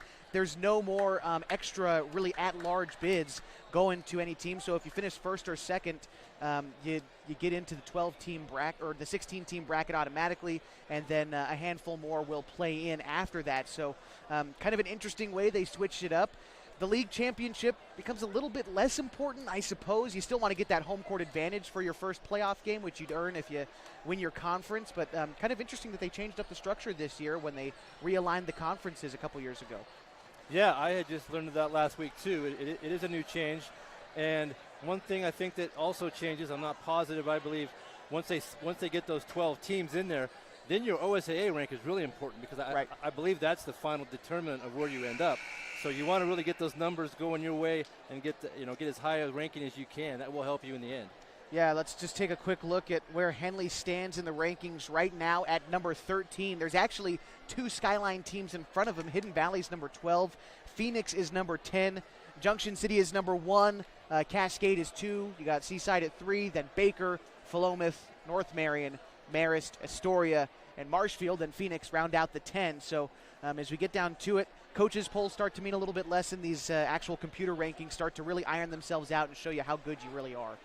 Yeah, there'll be some teams that are ranked high but maybe didn't win their conference or finish second. There'll be a lot of shuffling in there. So it'll be a little confusing, but I think it'll be a lot of fun. There'll be a lot of chaos, and then the playoffs will work themselves out. It'll be good. Fun time of year as we're getting close to the second half of February and into March. I believe we are almost ready for starting lineups this evening. Public address announcer here at Valhalla Court, Mr. Tom Keller. It's blackout night for both student sections. The Mazama students across the way in, I guess, spy gear is their theme this evening. And then for the Hornets behind us, up on the mezzanine, it is biker night. So they've got these kind of neat T-shirts going on. And wearing all black. All the students in the house tonight wearing all black. Should be a fun one as we get to know the starting 5. For the Henley Hornets, you probably know them already. Number 10, Aiden Hayes. Number 12, Owen Harper. Number 22, Chris Janney. Number 24, Luke Bennett. And number 44, Marcus McCready. Don't have to change that starting lineup too much from game to game for Coach Hammond. Now let's meet the starting 5 for the Mazama Vikings, coached by Mr. Ryan Millsap, assisted by Kyle Gomez. Starting is number 4, the 5'9" guard, Kai Hunt. Number 11, the Oregon Tech baseball commit, senior, 5'10", Marcus Uloa Ford. Number 13, a junior, 5'10", Deshaun Carter. Number 0, 6'3", junior, Gabe Nanny. And number 32, a junior, 6'5", Ryan Hayden. The Vikings tonight in their home white uniforms with Vikings written across their chest in blue. The Hornets tonight in their road yellow uniforms. Henley written across their chest in white text with navy blue kind of outlines. White numbers as well for the Hornets tonight. They're just about ready for basketball. I think Henley is going to really want to clean up their turnovers. I think if there was one issue the last game, they threw the ball away a little too much. We'll see how they do today. Well, the Hornets control the opening tip. Owen Harper takes it as they go from left to right. Here's Janney on the right wing, kicks it to Hayes, top of the key. Now back to Janney.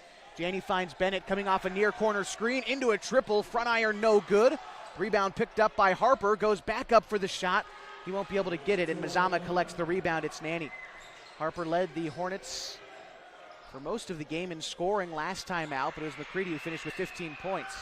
Triple taken and missed by Mazama on the other end. That was Nanny at top of the key, 3 back iron, and the rebound collected by the Hornets as they come the other way. Hayes along the left side, dishes it down low to Marcus at the free throw line. McCready puts it on the deck, over to Harper now in the far corner, back around top to Hayes, now Janney, near corner to Bennett. Bennett, ball high above his head, throws it to Janney, now to Hayes on the far side. Now Janney again, the Hornets working around the perimeter. Bennett has it, dumps it down to Harper on the right block, kicks it outside to Bennett. Another look from range for Bennett. This time he cashes in for a triple. Good patient possession for Henley that time, ends up in a 3. Here's Kai Hunt, head of the key, guarded by Hayes, brings it back out, kicks it to Uloa Ford. Uloa Ford now over to Gabe Nanny. Now near side to Hunt, top of the key to Hayden. 6'5" Hayden gets rid of it to Uloa Ford. Fakes right, goes left. Now a left elbow jumper for Uloa Ford is offline. Rebound collected by Luke Bennett underneath. He shoves it ahead to Hayes. Aiden Hayes up to McCready. Head of the key 3 for McCready. It's money for the big man. 6-0 lead for Henley. 6:16 to go in the first. Henley hitting some threes early. Here's Hayden on the left elbow, tries to dump it down low to Nanny, out of bounds, and Mazama holds on to it. Henley staying with their stingy man-to-man defense to start. It'll be Nanny to inbound. Gets it to Hunt in the near corner. Hunt to Hayden on the left block to Carter. Now back to Hayden. Carter, free throw line jumper, a high arcing shot that hits the back of the rim and off. Here's Hayes now for the Hornets. Into the front court. Hayes putting pressure along the right side, kicks it to McCready, moves inside. Nice find to Bennett on the far side for a triple. 3 3-pointers for the Hornets to open this game. They lead 9-0. 5.5 to go in the first. Here's Hunt. Kicks it over to Uloa Ford. Now back top of the key to Nanny. Brings it right. Steps back. Kicks it to Hayden. He takes a triple. Tries to answer. Too strong. Rebound collected by Bennett. Luke Bennett now into the front court for the Hornets. Between his legs to Janney. Janney over to Hayes. Hayes, quick pass down low to Harper. Beautiful find for the bucket.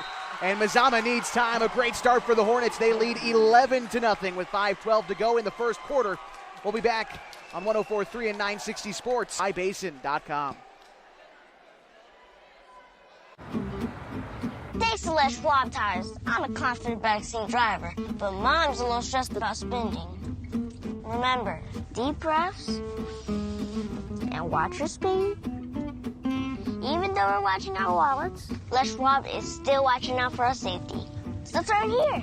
During the Les Schwab Founders Celebration Sale, save up to $150 instantly on select sets of 4 tires. Les Schwab Tires, doing the right thing since 1952.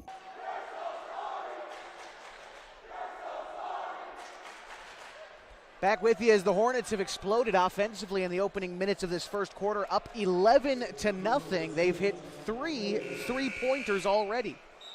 Henley's making a habit of this, getting off to a good start.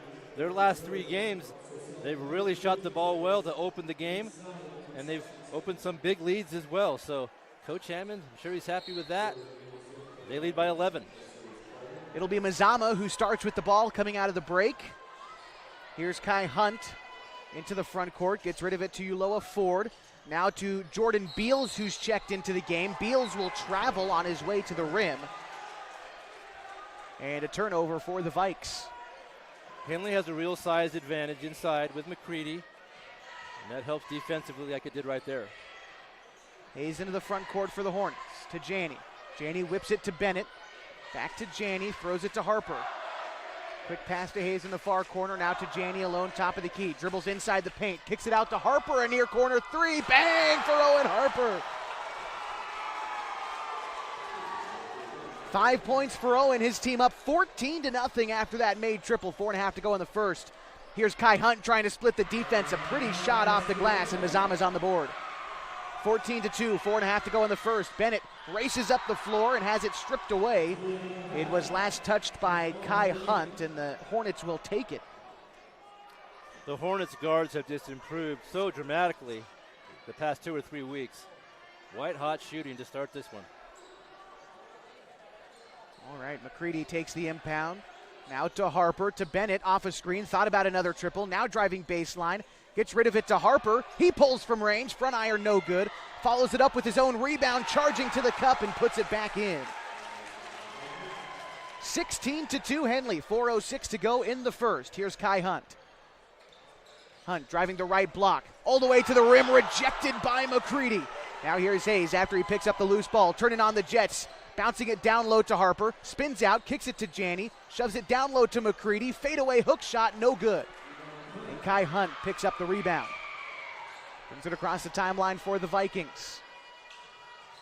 Takes a screen right, backs up, step back three, no good. And here's Bennett.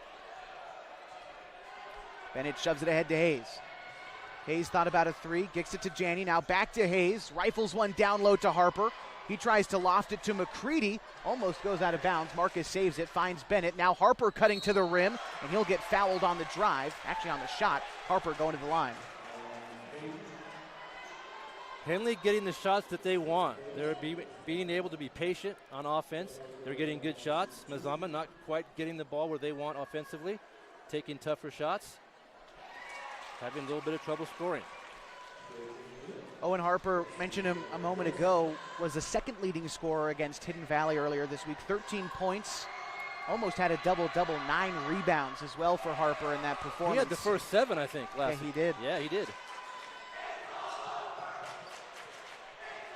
Here's Kai Hunt into the front court for Mazama, the Henley student section behind us. You'll hear plenty of them this evening. Pass goes over to Uloa Ford. Uloa Ford spins around to his right. Dumps it down low to Beals. Beals trapped underneath the bucket, kicks it outside to Hayden. Cross-court pass to Uloa Ford. Uloa Ford driving inside on the right block, spins around, elbow jumper. Uloa Ford misses that one, and Henley gets the rebound. Here's Hayes. Hayes fires one over to Joe Janney into the game, driving baseline. Joe too strong on the layup, and here come the Vikings. Pass ahead to Uloa Ford, and a reach-in foul against Joe Janney. Ultimately, not a bad foul because Uloa Ford had a lane to the rim once he got past Janney. Yeah, Mazama trying to find a little crack in that defense, and they've been taking the ball to the rim when they can. Beals to inbound for the Vikings, finding Hunt in the far corner. Hunt against Hayes, brings it back around, now trying to drive inside, and his shot again blocked by McCready. Shoves it ahead to Bennett, but Luke wasn't looking. And now it's Beals who picks up the loose ball and dumps it to Uloa Ford, who brings it up the floor. Bounces it to Hunt, cutting to the rim. This time a high floater to get it over the outstretched arms of McCready is left short. Here's Bennett again with the rebound, ahead to Hayes.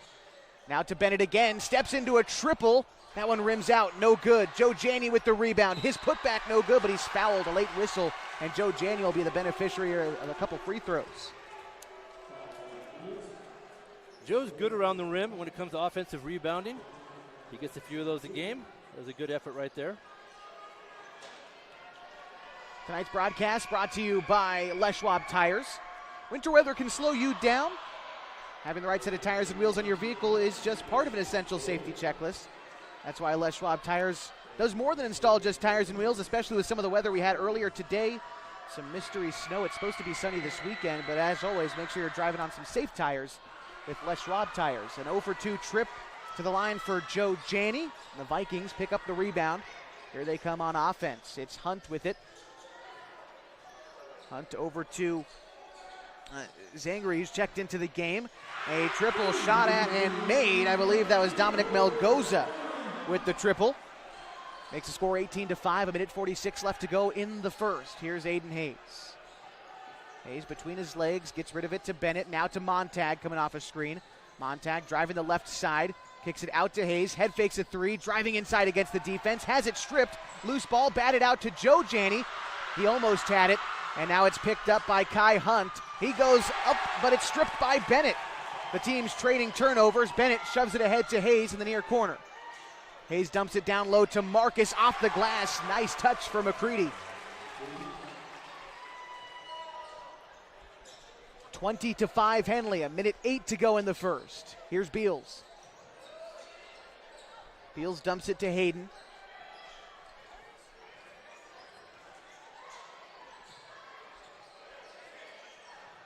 Hayden to Hunt. Now gets it over to Nanny. Hayden gets it over to Zangari. Dumps it off to Hunt. A corner three for Hunt. That rims out, and Montag with the rebound. 35 seconds in the first quarter. Henley nicely done on the defensive end, getting the rebounds. Not many second chances for Mazama. Hayes, screen left, over to Montag. Dumps it down low to McCready. Close to the cup. McCready gets fouled. Another late whistle, but McCready getting the correct call. He'll head to the line. I think he was thinking about dunking that. He had an open look to the rim, and he kind of went up halfway and then decided not to at the last second, and he drew the foul. McCready's first free throw left short. A couple of subs in for the Hornets, Lane Frank and Chris Janney in. And for the Vikings, it looks like Zangari checks out and Uloa Ford's back in. Second free throw good for McCready. And he's got himself 6 points. His team leads 21-5. Here's Kai Hunt. Over to Uloa Ford. Back top of the key to Zangari. I guess it wasn't him who checked out. His shot misses. McCready got the rebound. Ball finds its way to Lane Frank in the front court, who lays it up and in. And that will bring us to the end of the first quarter. The first 8 minutes have been all Henley so far. They're up 23-5 as we continue your coverage next on 104.3 and 960 Sports and mybasin.com.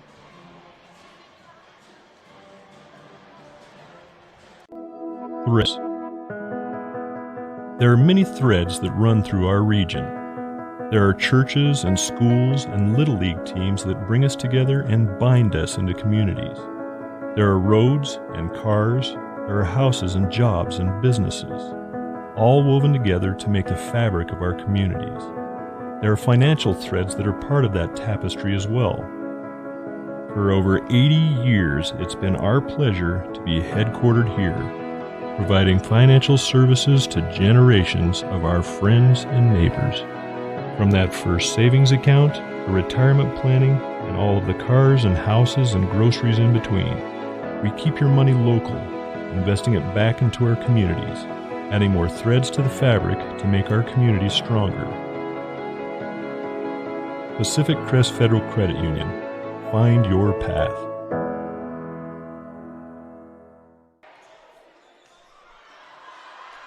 Hornets up 23-5 after the first quarter against the Vikings, and we're already into the action of the second. Here's Beals for the Vikings. They start with possession.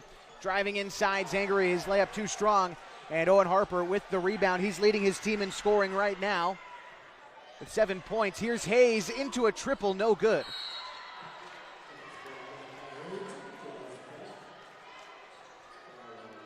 Henley having good defensive outings. Tuesday they gave up 9 in the first quarter. Only 5 tonight to Mazama. Excellent defense. They look sharp. Correct a moment ago. Harper actually at 9 points after the first frame. Here are the Vikings. Uloa Ford up ahead to Beals. Beals with the ball high above his head, gets rid of it to Hunt. Hunt trying to find Nanny in the near corner for a triple, no good, and Frank with the rebound. Frank ahead to Hayes. Hayes coming along the near side. Cross-court pass to Montag. Montag driving left baseline, outside to Janney, now to Frank. Hayes has it top of the key. Hayes going to work against Nanny, now to Montag. Montag kicks it out to Harper. Now Hayes again in the near corner, brings it around, top of the key, shoves it over to Frank. Frank at the left elbow, outside to Hayes, driving the left lane, and Hayes layup and in. Score now 25-5. Henley leads with 6:42 to go in the second quarter. Here's Nanny with the top of the key. Shoves it over to Uloa Ford. Uloa Ford fakes right, goes left, inside the paint. Turnaround jumper's no good. Janney with the rebound. Chris Janney is going to double dribble. Might have made a misstep in the front court. Might have got both hands on the ball at the same time. Gotcha. Accidentally. Henley just not giving any second chances. I can't remember one second chance that Mazama's had. Henley's been great on the defensive boards. Also forcing Mazama into kind of bad mid-range looks as well. Yeah. Frank gets in the passing lane and a turnover. The loose ball picked up by Aiden Hayes. Here come the Hornets. Great pass to Janney, but it's out of bounds. Janney can't control the pass. And turnover gives the Vikings an opportunity. They trail by 20 with 6:11 to go in the second quarter. Here's Kai Hunt. Along the near side to Nanny. Loses it for a moment, but recollects. Hayes is going to foul in front of the Hornets bench. McCready is checked back into the game. He got a little break at the top of that quarter. Now he's back in there. Hunt gets the inbound pass for Mazama, dumps it down low to Hayden, who kicks it back out to Nanny for a long two. It's no good. Chris Janney with the rebound. Janney underhand pass to Hayes as he sets up the Henley offense. Hayes takes a McCready screen, going right, kicks it outside to Harper, finds Frank in the far corner. McCready down low on the block, tries to get a pass off to Harper, but it's taken away by the Vikes. Now into the front court is Kai Hunt, up against Chris Janney. His layup is good. Good drive by Kai. Does a good job finishing that play. 25-7 Henley, 5:23 to go in the second quarter. Hayes drives against the defense, no look pass to McCready, and he gets fouled. A nice find by Hayes leads to 2 free throws for McCready. That was a nice find. Looking away, two-hounded bounce pass. Right to Marcus, perfect pass. McCready coming off a third straight double-double in his last game against Hidden Valley. 15 points, 11 rebounds. That's his fourth double-double in 5 games as well. It's such a size advantage and puts it to good use as well. Yeah, in a game like tonight where he has a distinct size advantage, he's changed so many shots defensively and he's blocked a few as well. He's playing very well. Sinks a couple of free throws, brings the lead back to 20 for the Hornets. 27-7 with 5:13 to go in the second quarter. Uloa Ford with it. Calls for a screen, denies it. Step back triple for Uloa Ford is wide right. And the rebound again collected by Chris Janney. Brings it into the front court. Janney to McCready. Lofts one down to Hayes. He tries for the alley-oop, misses, gets his own rebound. Hassled underneath, tries to get another shot off. That one won't go, and Mazama collects the rebound. Kai Hunt for Mazama. Brings it back, calling for a screen, picked up by Hayes. On the right side, dishes it to Uloa Ford in the right corner. Now to Deshaun Carter. A long triple for Carter is no good. Again, Janney with the rebound in the right place at the right time for Chris. Dicks it to Marcus. Marcus on the right side, dumps it back off to Janney. All alone for 3. That one won't go. And Carter with the rebound. Gets it ahead to Hunt. Hunt brings it up for the Vikings. Takes a screen right. Now top of the key. Backs it out to the Viking logo here at Valhalla Court. Viking Nation. Now it's Hayden. Left alone top of the key. McCready not applying pressure beyond the arc. Gets rid of it to Carter. Carter zips a fastball down to Uloa Ford. Gets the bucket and the foul. That might be Mazama's best offensive possession.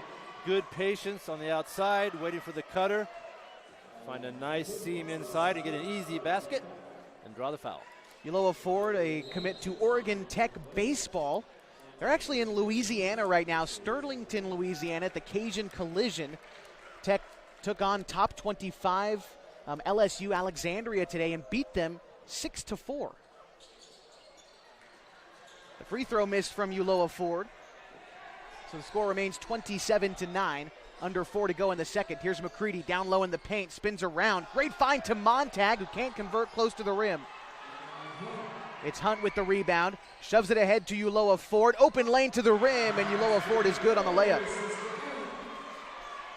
Mazama attacking the basket a little bit better.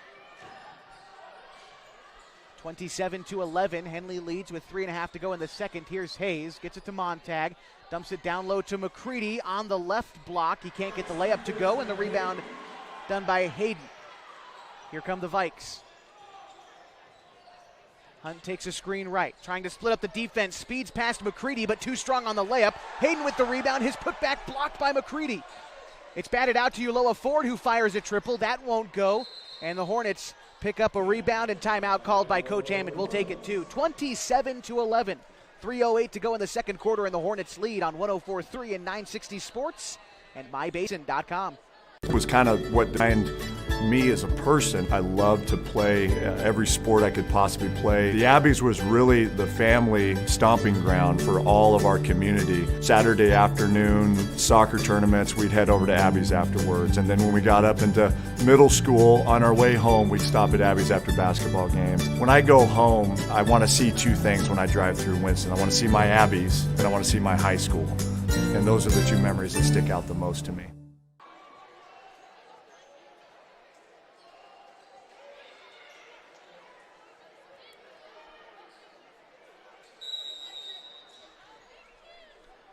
Hornets lead 27-11 over the Mazama Vikings here in the second quarter, about halfway through it, and they have the basketball. Here's Montag. Over to Bennett, lofts it to Hayes. Hayes, quick pass to McCready in the corner beyond the arc, finds Janney. Near side now to Montag, back to Janney. McCready on the left block, fields a double team, dribbles inside the paint, goes up with the shot, head fake. His layup is no good, and the rebound is collected by Mazama, and I believe they're going to call a rebounding foul against Henley. I think it was Hayes. No, it's against actually Mazama. Charge the foul to Connor Baker, who's checked in for the first time for the Vikes. We're also seeing Jordan Beals in for Deshaun Carter. And the Hornets have it underneath the rim, lofting it high to McCready, gets rid of it to Janney. Janney finding some room against the defense from about 14 feet out, misses the shot. The Vikings take it. Here's Hunt into the front court. Hunt guarded by Hayes, over to Uloa Ford on the right side. Guarded by Montag. Tries to spin around Montag, but loses the dribble and recollects. Now here's Beals, top of the key. 17 to shoot. Underhand pass to Hunt. Hunt fires it over to Uloa Ford. Spins around again on that block, and again the shot blocked by McCready, this time off the backboard. Here come the Hornets. That's McCready's fourth block tonight. Shoves it ahead to Bennett. Bennett spinning around the defense. A left side mid-range jumper from about 10 feet out is good for Bennett. 29-11, Henley leads. That was a pretty shot. Nice jump shot from Luke. Uloa Ford with it again on the right side for Mazama. Finds Beals cutting to the rim. Kicks it outside to Hayden. He tries to get Baker cutting to the cup, and a foul. They're going to call this one against Chris Janney. A little bit too aggressive on the defensive end, and we're going to see Micah Ibarra check in. A freshman for Henley. That's Henley's fourth foul of the quarter.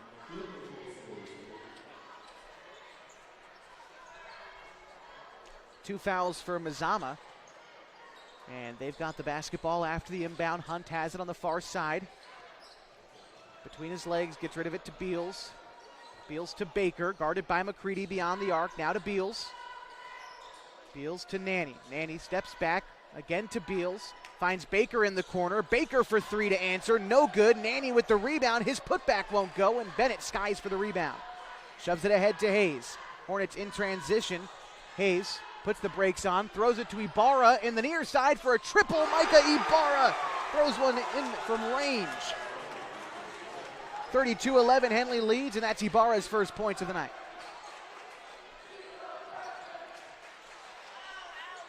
And Mazama almost loses it. It's saved by Beals. Again, Ibarra applying pressure to Beals. Free throw line turnaround jumper left short. McCready with the rebound. Hayes into the front court. Hayes takes a McCready screen, top of the key. Driving inside, outside to Bennett. Now to Ibarra, top of the key to Montag. Montag, underhand pass to Bennett. Shoves it to Hayes. Finds Ibarra, a far corner three. That one's no good, off the back iron. Kai Hunt shoves it ahead to Beals. Beals tries to go to work against Ibarra. turns around, a left elbow jumper, again, left short by Beals. Back-to-back times, a rebound collected by Nanny. His putback won't go. Hornets try to slow things down, 13 seconds left to go in the frame. They could take the last shot here, they lead 32-11. Hayes well beyond the arc, dribbles right. Finds some room against the defense, takes contact, no foul, but the bucket is there for Aiden Hayes. And a half-court shot off in time by Uloa Ford, but well off. And we go to the locker rooms with Henley up 34-11. We'll be back with halftime scores as well as a look around the state next as we continue your coverage of Henley basketball on 104.3 and 960 Sports and mybasin.com. Thread. There are many threads that run through our region.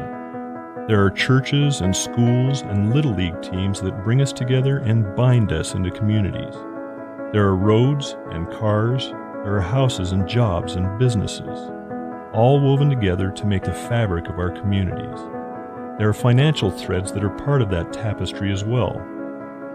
For over 80 years, it's been our pleasure to be headquartered here, providing financial services to generations of our friends and neighbors. From that first savings account, to retirement planning, and all of the cars and houses and groceries in between, we keep your money local, investing it back into our communities, adding more threads to the fabric to make our communities stronger. Pacific Crest Federal Credit Union. Find your path.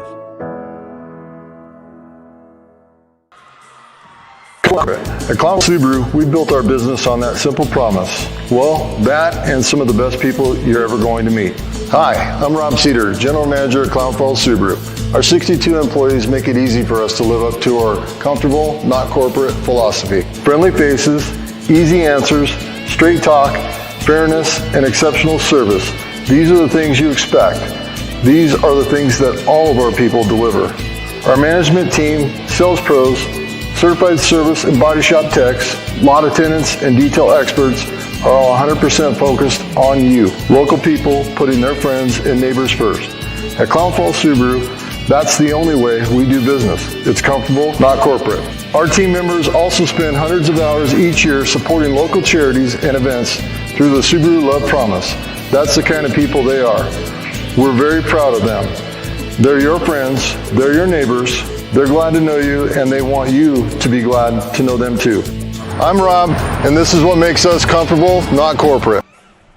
Back with you at Mazama High School as we continue your coverage of Henley basketball. On the road, the Hornets lead 34-11 at halftime. Their leading scorer tonight, Owen Harper with 9 points.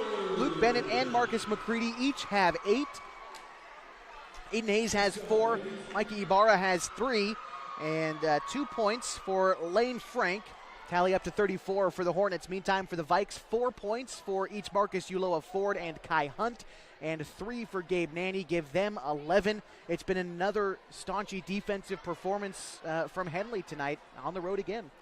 Yeah, Henley's good everywhere. They've been great tonight. What I'm really impressed with was offensively, if you're open, you're getting the ball. Their vision's terrific tonight. And you know, when you work hard as a player, you work hard to spend all that energy to make those cuts and get open, and you're rewarded tonight because you're getting the ball, they're getting easy shots. And then defensively, anchored by Marcus down there, I think he's blocked at least 4, and he's probably changed twice that many, just changed shots, forcing players to throw up a high arcing shot or, you know, put the ball where they don't want to. So Henley playing very well on both sides of the floor, and that'll get you a 23-point lead. They're shooting the ball well. Yeah. Also, 5 made triples in that first half for Henley. I'm not sure exactly, but I feel like that's a half record for them this season. Not often shooting the triples, but they're sinking tonight. Yes, and I like how they're improving game to game. You know, this isn't the same team we saw in December. Right. They had a couple of injuries, and they were kind of getting their guard play developing. I really like where it's at right now. They're confident. They're shooting the ball well. You've always got Marcus inside. You've got a good inside presence. You got good outside presence to match, and that makes you tough with these last few games to go in league. Yeah, they've certainly been a lot different of a team than we saw in the beginning of the season. That's what you want to do, like you said, as you get closer to playoff time and contending for a league championship. We'll tell you where the Hornets kind of stand as far as the league goes and the statewide picture as we continue your halftime show next on 104.3 and 960 Sports, mybasin.com. The Hornets up at halftime, 34-11. The innocence of youth. Is there anything any better? But soon they'll be in high school and facing all the same challenges you faced. How to make friends, how to fit in, how to be cool. We want our children to have everything they'll need to live fulfilling and productive lives. Make sure the kids in your family are among the more than 120,000 participants here in Oregon who take part in high school sports or activities.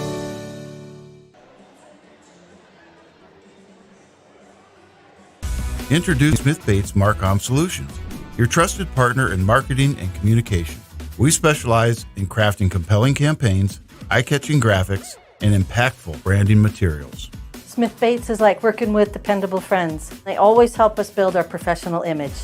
Through the innovative strategies that the team at Smith Bates suggested, we've been able to give the brand at Calor the boost that it desperately needed. Unlock your potential with Smith Bates Marcom Solutions.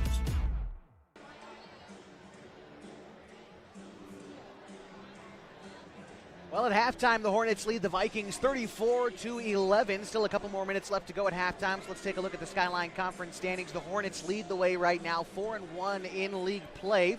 A win tonight would push them closer to a third consecutive league championship. Certainly something to be proud of, and as you look closer to playoff time, it's interesting. The 4A has changed the way they do things this year. 12 automatic bids now, 2 from each of the 6 leagues.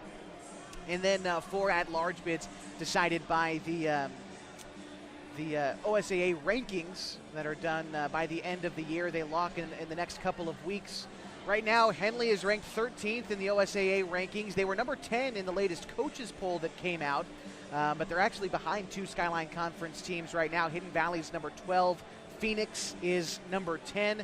It's an interesting time of year as you see teams that you normally see at the top, Junction City, Cascade, who the Hornets played earlier in the season. Baker's up there. They were a very good team that Henley beat at the tournament last year. They're actually undefeated right now, 22-0 on the season. So coming down to it, 4A's classification is always interesting, and that tournament up at Forest Grove sought after for these Hornets. Yeah, it's a fun trip to make, and once you make it, as a player and a coach, you want to get back there. Of course, Henley boys were there last year. They've got an experienced group. If they can get back up there, they can win a game or 2 or 3. Around the Skyline Conference, the only other game going on tonight is the Klamath Union Pelicans visiting the Phoenix Pirates for the second time this season. Last time those teams met, it was a narrow win for Phoenix, 57-53. Don't have a score update for that right now, but another one of those situations where it kind of feels like anybody could take that game. Try to keep tabs on that for you if we can. Meantime, a score update from Campus Drive at Danny Miles Court. The Oregon Tech Hustlin' Owls in action tonight against the Evergreen State Gooey Ducks, 29-24. Tech leads right now, searching for win number 19 on the season and 14 in league play. The Owls are also back in action tomorrow against Northwest University. As always, you can follow the Hustlin' Owls over on our sister station on 92.5 KLAD. Meantime, it's halftime is close to wrapping up. The Hornets up 34-11 over the Vikings. We've got third quarter action next on 104.3 and 960 Sports and mybasin.com. Thanks to Les Schwab Tires, I'm a confident backseat driver, but Mom's a little stressed about spending. Remember, deep breaths and watch your speed. Even though we're watching our wallets, Les Schwab is still watching out for our safety. So turn here. During the Les Schwab Founders Celebration Sale, save up to $150 instantly on select sets of 4 tires. Les Schwab Tires, doing the right thing since 1952.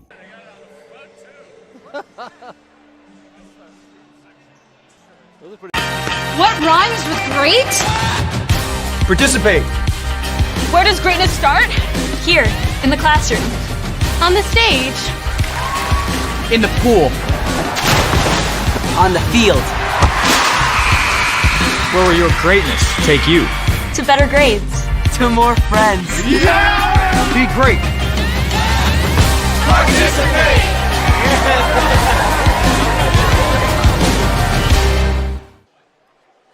Smith Bates Marcom Solutions, your trusted partner in marketing and communication. We specialize in crafting compelling campaigns, eye-catching graphics, and impactful branding materials. Smith Bates is like working with dependable friends. They always help us build our professional image. Through the innovative strategies that the team at Smith Bates suggested, we've been able to give the brand at Calor the boost that it desperately needed. Unlock your potential with Smith Bates Marcom Solutions.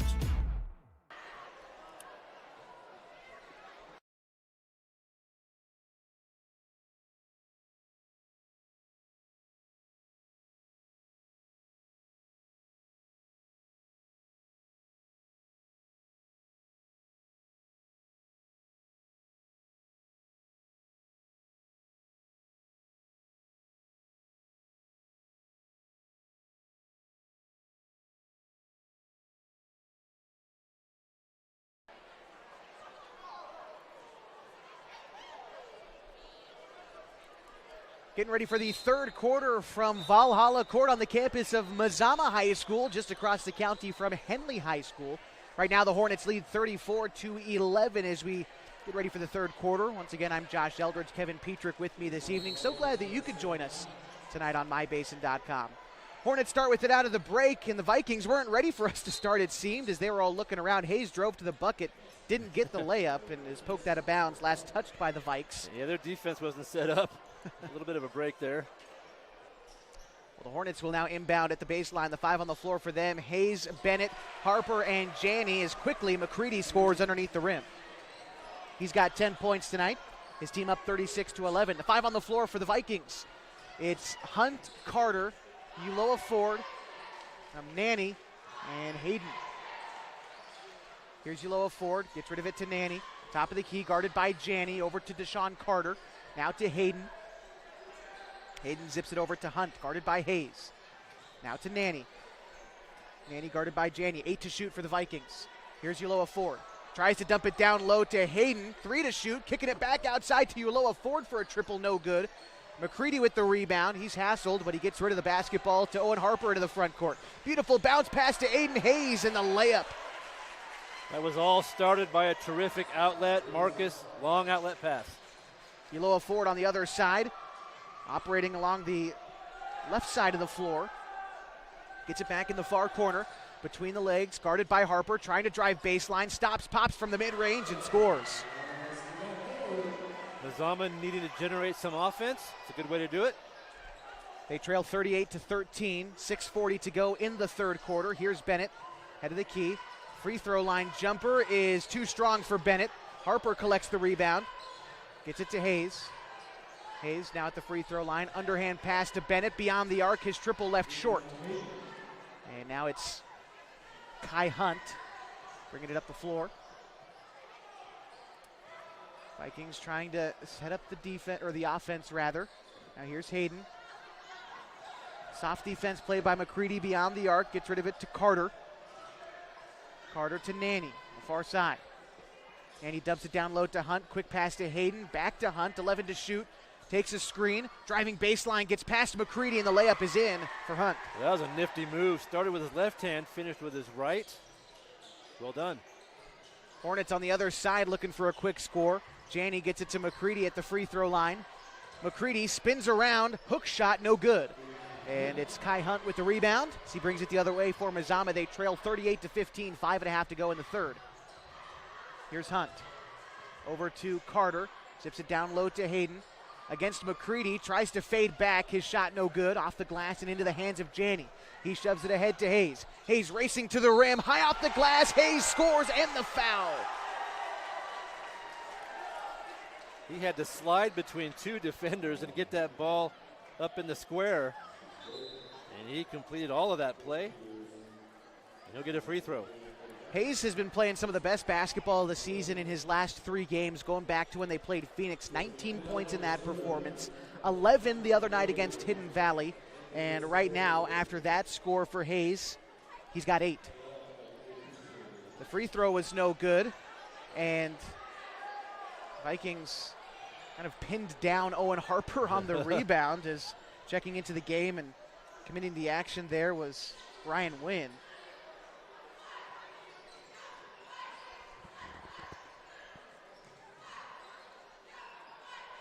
Here's the Vikings. Pardon me, that's not Wynn. I believe that's Drake Peters. Spinning around is Uloa Ford. A nice layup off the glass. And in, 42-17, 4:50 to go in the third. Another bucket for Uloa Ford gives him 8 on the night. Here's Bennett on the other side. Gets it to McCready, and McCready's going to travel, trying to score around 3 Mazama defenders.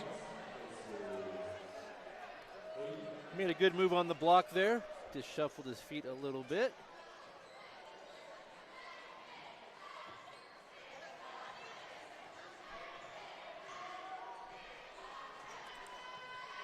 Here are the Vikings on the other side, getting it to Peters. Peters has it picked away by Bennett. A great steal by Luke in the open floor. Gets it ahead to Chris Janney. Dumps it to Hayes, back to Janney.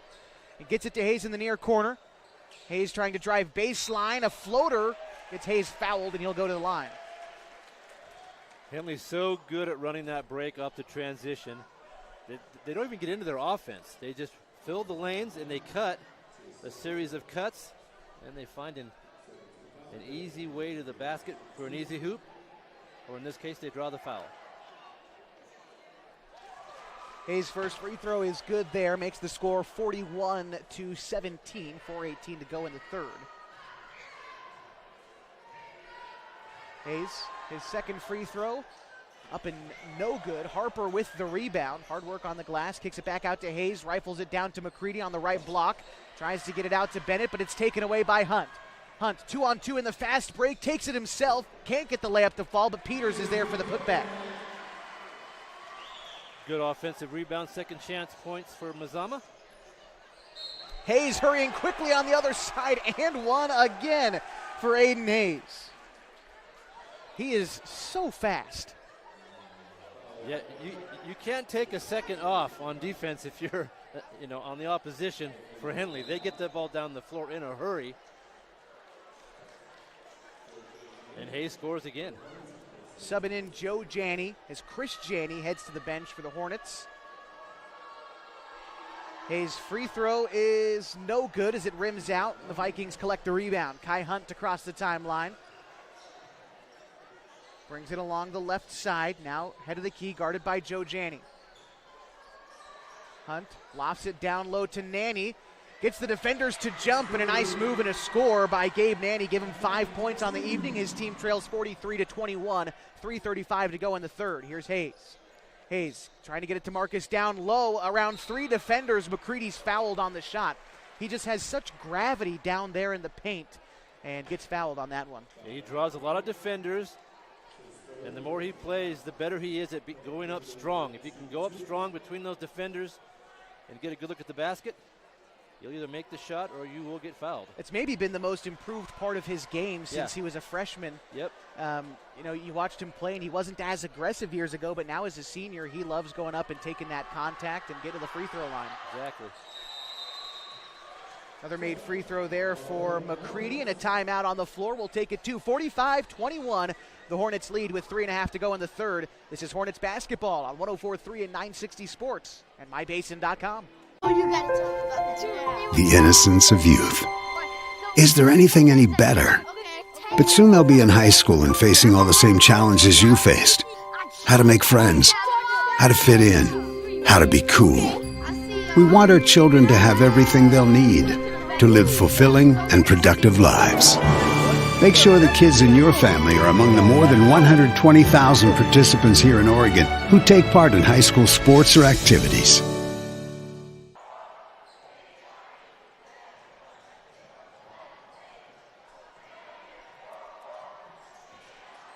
Quickly back into the action in the third quarter, 3:20 and counting, and the Hornets lead 45-21 over the Vikings. Here's Uloa Ford with it for Mazama. Gets it to Nanny. Nanny inside, now outside to Peters. Baker gets rid of it to Hunt. Hunt along the right side. Brings it around, top of the key to Peters now, guarded by Harper. 7 to shoot for Mazama. Gets rid of it to Baker. Baker down low to Uloa Ford. Against McCready, fadeaway, tough shot by Uloa Ford, gets it to drop. He's a good scorer. He's got 10 points tonight for the Vikings, their leading scorer tonight. Here's Hayes on the other side, kicks it outside to Joe Janney. Joe Janney drives right, gets it to McCready on the left elbow. McCready spinning around in the paint, throws one off the glass, can't get it to fall. The Hornets lead 45-23 with 2.5 to go in the third quarter as the Vikings come up the floor. Here's Kai Hunt. Bouncing it to Peters on the right elbow. Outside to Hunt again. Into a triple for Hunt. It's good. Mazama scoring the ball a little bit better here late in the third quarter. They trail by 19. Here's Bennett. Head fakes a three, driving inside. Gets it to Harper on the right block. Bounces it outside to Janney. Janney tries to get it down low to McCready, but it's taken away by Hunt. Here come the Vikings, down 45-26 as we cross the 2-minute mark left to go in the third quarter. Uloa Ford to Nanny. Nanny into a triple, and the Vikings nail back-to-back threes to trim this lead to 45-29. A minute 45 to go in the third. Here's Bennett. Bennett loses the handle on the dribble, and it's picked up by Uloa Ford. It's going to get tied up by McCready, and actually a foul called against McCready. That will be the first Hornets foul this quarter. 4 for the Vikings thus far. Last couple of minutes have gone the way Mazama needs it to go. He hit some threes, force a few turnovers at the other end. Try to work your way to get this game manageable as we go into the fourth quarter. Here's Hunt, guarded by Janney. Over to Baker. Baker kicks it to Peters. Peters on the far side, back to Baker, guarded by McCready along the perimeter to Uloa Ford. Gets it to Hunt, top of the key. Thought about a three, driving inside against Janney. Hunt is quick, gets fouled on the shot. No bucket, but 2 free throws coming up for Kai Hunt, his first free throws of the night. Yeah, Hunt and Uloa Ford picking up the scoring here for Mazama. Trying to bring them back. Hunt will have 2 at the line. These are Mazama's first free throws, or pardon me, second and third free throws of the night, actually. Henley's had 11 looks from the penalty stripe so far. He makes his first, does Hunt, and he's got a second one coming up. It's good. A little run for the Vikings as they trim this one down to 14. 45-31, a minute 13 to go in the third quarter. Here's Hayes to Joe Janney, top of the key. Gets it to Bennett, now to Montag on the right elbow to Hayes. Hayes to Joe Janney. Joe Janney to Montag. Montag driving inside the paint, kicks it back outside to Janney. Now to Hayes. Hayes driving inside, up with the shot, and a foul. And Hayes will go to the line. He hit the deck pretty hard as he was kind of caught from underneath by the defender. He jumped so high that he almost jumped over the defender entirely. That was a tough play. Carter did a nice job trying to draw that charge. He was almost there in time.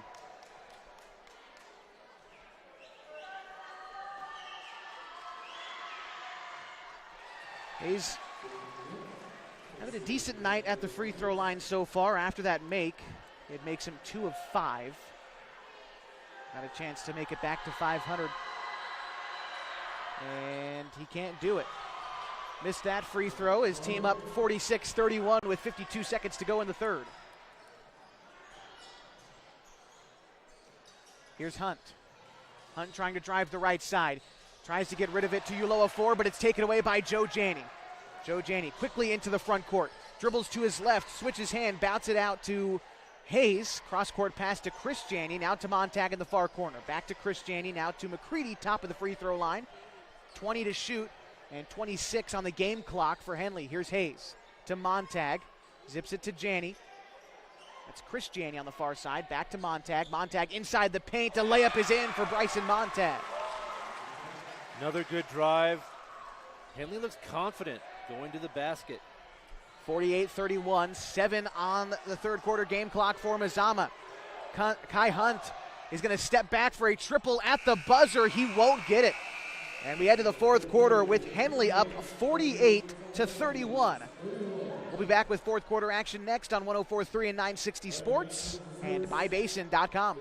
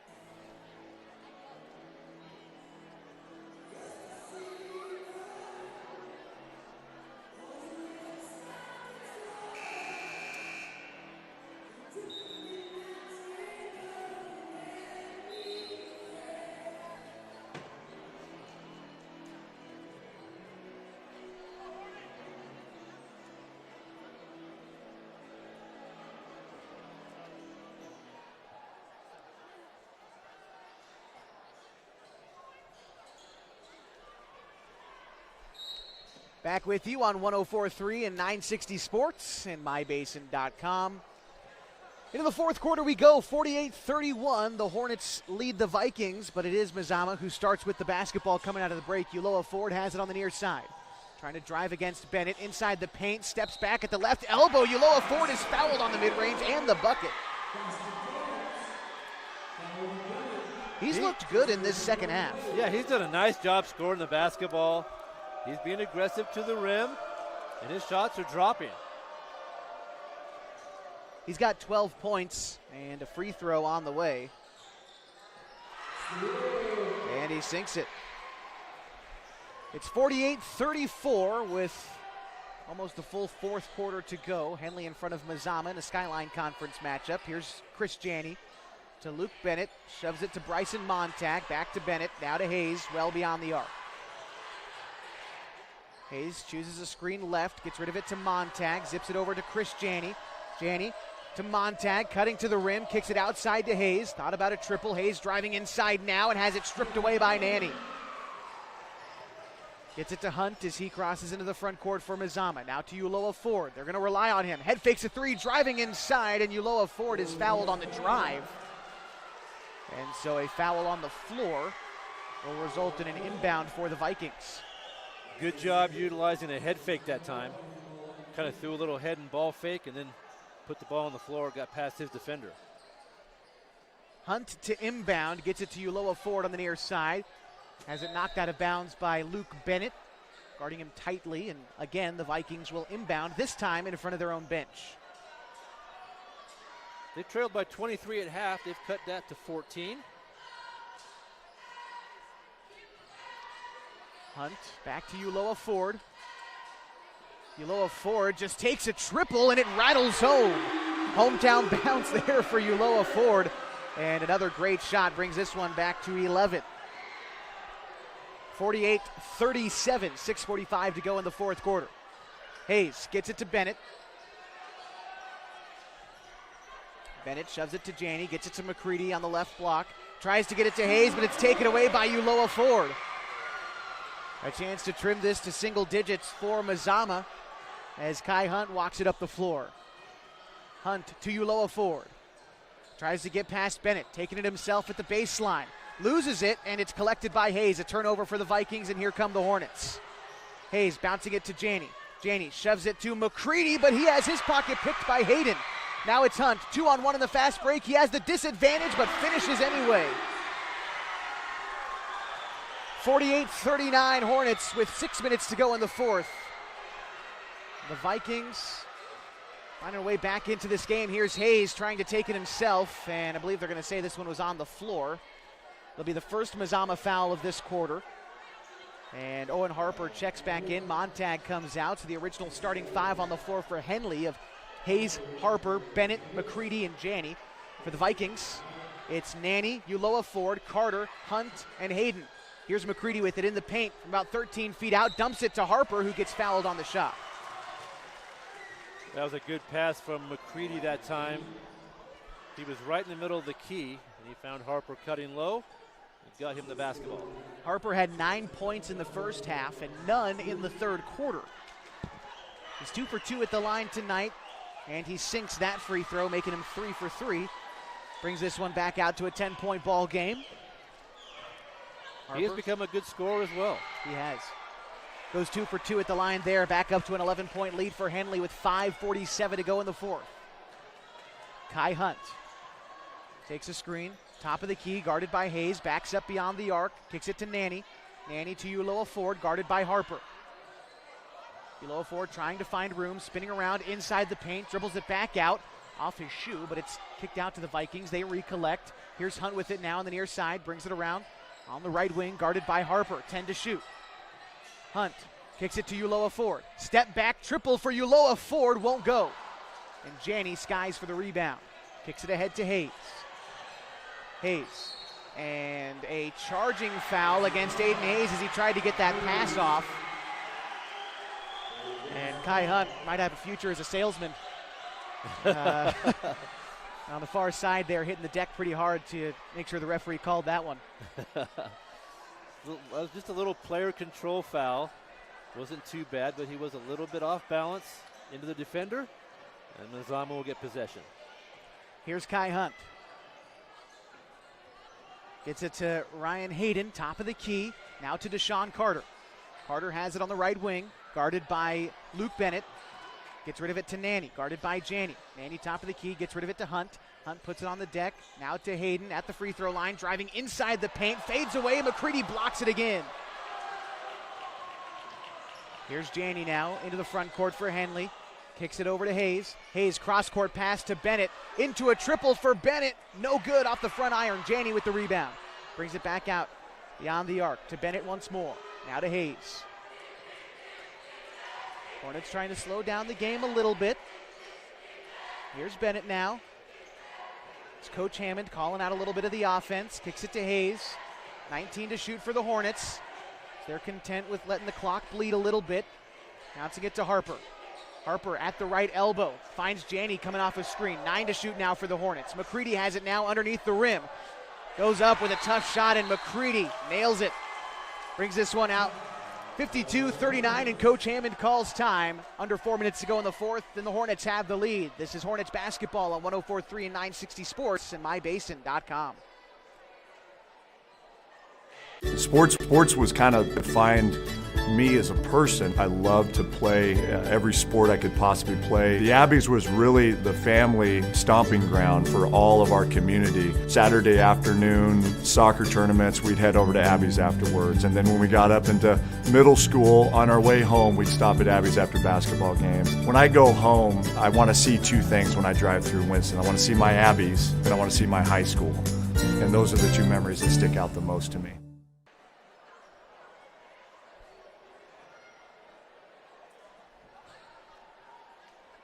In the fourth quarter, and a big lead for Henley, 52-39, was once bigger. Mazama came out swinging to start this fourth quarter, but Henley responded nicely in the last couple of minutes. That was a perfect possession, that last offensive possession for Henley. They took a shot, got the offensive rebound, worked the shot clock way down, got an easy hoop, a two-footer for Marcus. That's exactly what Henley wanted to do, and that's what they'll want to do for the remainder of this game. The Vikings, on the other hand, will have to move a little bit quicker. Here's Kai Hunt, guarded by Hayes, bouncing it to Hayden. Back out to Hunt. Hunt trying to find room along the perimeter, finds Hayden going strong to the rim, and he's fouled.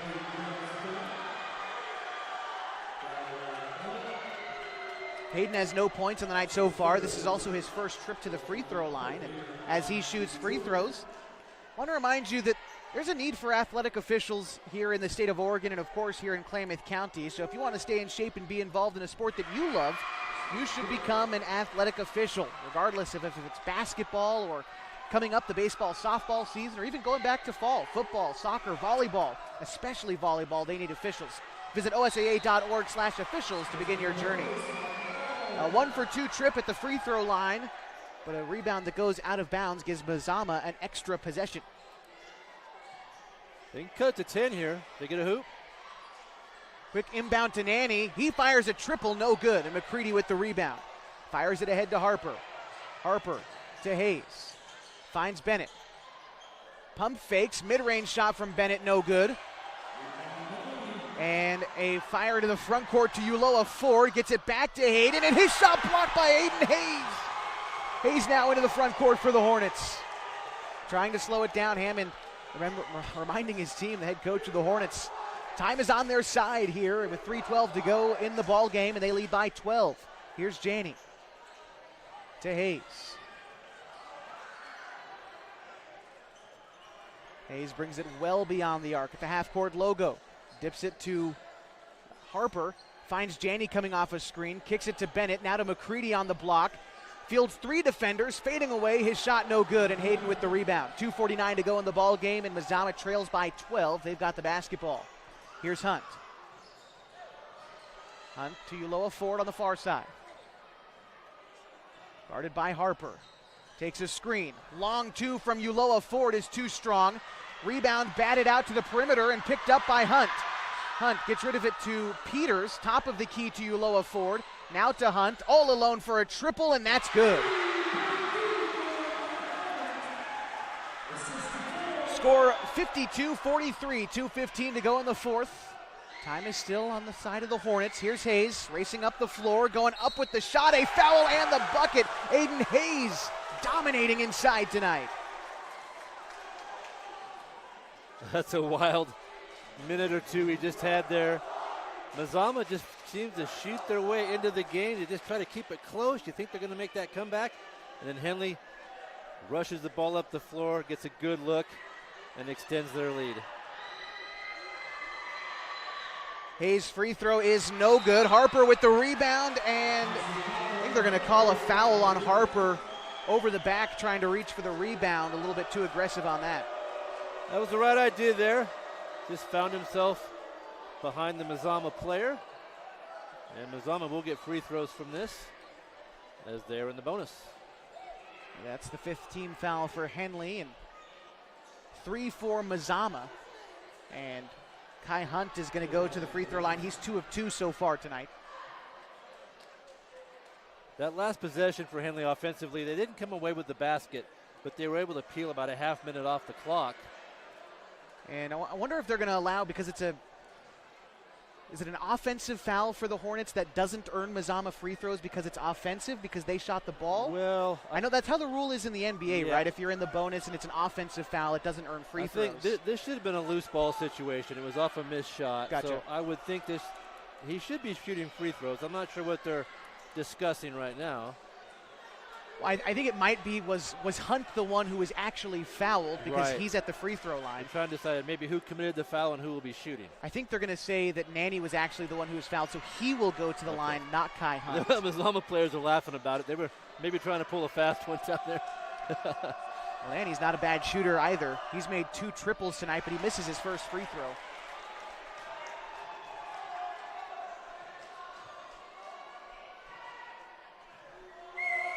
Nanny's second free throw, that one's good.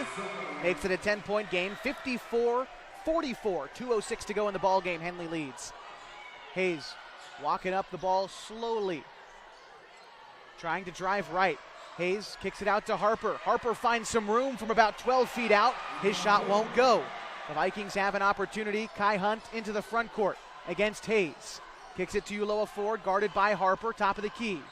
Takes a screen right, steps into a triple. Uloa Ford drains the three-pointer. Timeout called. We'll take it to Mazama, keeping it interesting with 1:44 to go. They trail by 7 on 104.3 and 960 Sports, Basin.com.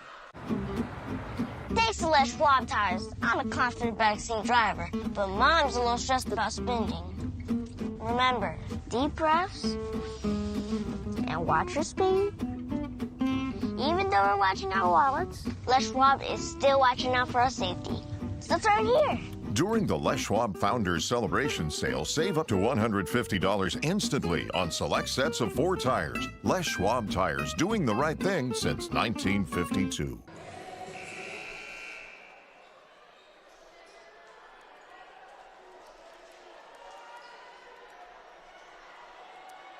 Vikings surging late. They only trail by 7 with 1:40 to go in the fourth quarter. The Hornets start with the basketball. Vikings pressing a little bit, but ultimately Hayes into the front court uncontested. Kicks it to Harper, now to Janney in the far corner. Now to Bennett. Bennett kicks it to Harper once more, bringing it along the left side to Janney, top of the key, now to Hayes. You may consider fouling here if you're Mazama. Just over a minute to play. Got to be choosy about who you foul. 10 seconds to shoot for Henley. They're taking advantage of the shot clock. Here's Bennett. Bennett driving, kicks it out to McCready. Now to Harper, close to the cup, and he scores. Another great possession offensively. Use a lot of clock, get an easy hoop. Here's Uloa Ford now for the Vikings. Uloa Ford takes a screen right. Dribbling baseline now. Spins around. Gets the defender off his feet. Mid-range shot, no good, and Harper with the rebound. Gets it to Hayes, and they're going to foul Hayes. Still a couple more fouls to give for Mazama. That's only their third, I think. No, their fourth, rather. So one more foul to give. Will put Henley into the bonus with 47 seconds remaining. And they get it to Bennett. Bennett will be the one going to the free throw line. Bennett had 8 points in the first half and scoreless here in the second half. but he started this game hot. A couple of made triples to start the game, and a nice mid-range jumper to end the first half. Gave him his 8 points, and now looking to build upon that at the free throw line and try to put this ball game away as Henley leads by 9. Henley was in this very similar situation Tuesday, about the same margin, and Hidden Valley was forcing the fouls late in the game, and Henley was able to execute at the free throw line and get the win. Bennett's first free throw is good. The second one off the back of the rim and a foul. And I think they're going to call this one again on Harper, a loose ball foul. Harper trying to argue his case on his way up the floor, but Mazama's getting free throws regardless. It'll be Gabe Nanny to the line. Yeah, the Mazama players did a good job boxing out there. Owen was trying to go over the top. He got caught. That's his fourth personal. Nanny's free throw is good. So back down to a 9-point lead for Henley, 57-48, 43.5 seconds to go in the ball game. And Nanny's second free throw is no good. Harper with the rebound again, and he will get fouled. Harper going to the line for 2. Henley in a good position. They really did a good job of working that clock in about the last 4 minutes. Took their time, got offensive rebounds, made a couple hoops when they needed them, and that's going to be enough to secure this win. It's a good example of it's a good example of what the shot clock adds to the game, because you know, in a situation like this, Henley might have held onto the ball for even longer, but forced to play a little bit of offense that created turnovers that kept Mazama in the game. Ultimately, I think, you know, as we've seen almost a full season of this now, a good addition, but certainly a wrinkle that Henley had to contend with tonight. Yeah, I agree with that for sure. They could have held the ball for 4 minutes. Right. Yeah. Couple of made free throws for Owen Harper, making an 11-point game. A quick triple taken by Kai Hunt. No good. Hayes with the rebound. Gets it ahead to Bennett. And now to Hayes. Vikings trying to foul somebody. Hayes into the front court. Now to McCready. And I don't think the Vikings are going to foul. They're going to call this game over. The shot clock is off, and the Hornets will run down the game clock. 59-48 the final. And I think we're going to see one more whistle because, well, you got to pass the ball. We'll see if they call it or not. And they're just going to let it run. They're just going to let it run. Yeah, fair enough. 59-48 the final. The Hornets. Another win in Skyline Conference play. We'll tell you what that means as we continue your coverage from Mazama High School on 104.3 and 960 Sports and MyBasin.com.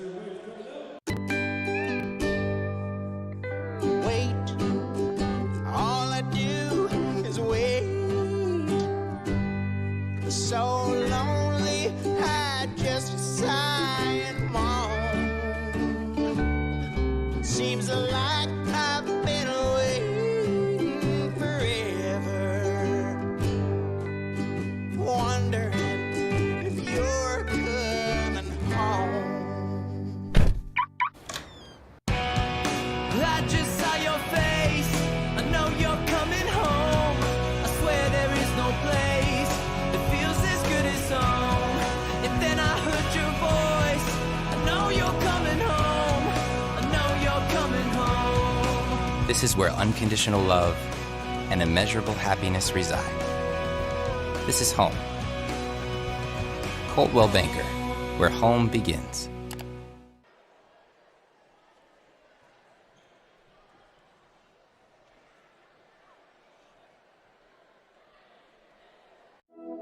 Threads. There are many threads that run through our region. There are churches and schools and Little League teams that bring us together and bind us into communities. There are roads and cars. There are houses and jobs and businesses, all woven together to make the fabric of our communities. There are financial threads that are part of that tapestry as well. For over 80 years, it's been our pleasure to be headquartered here, providing financial services to generations of our friends and neighbors.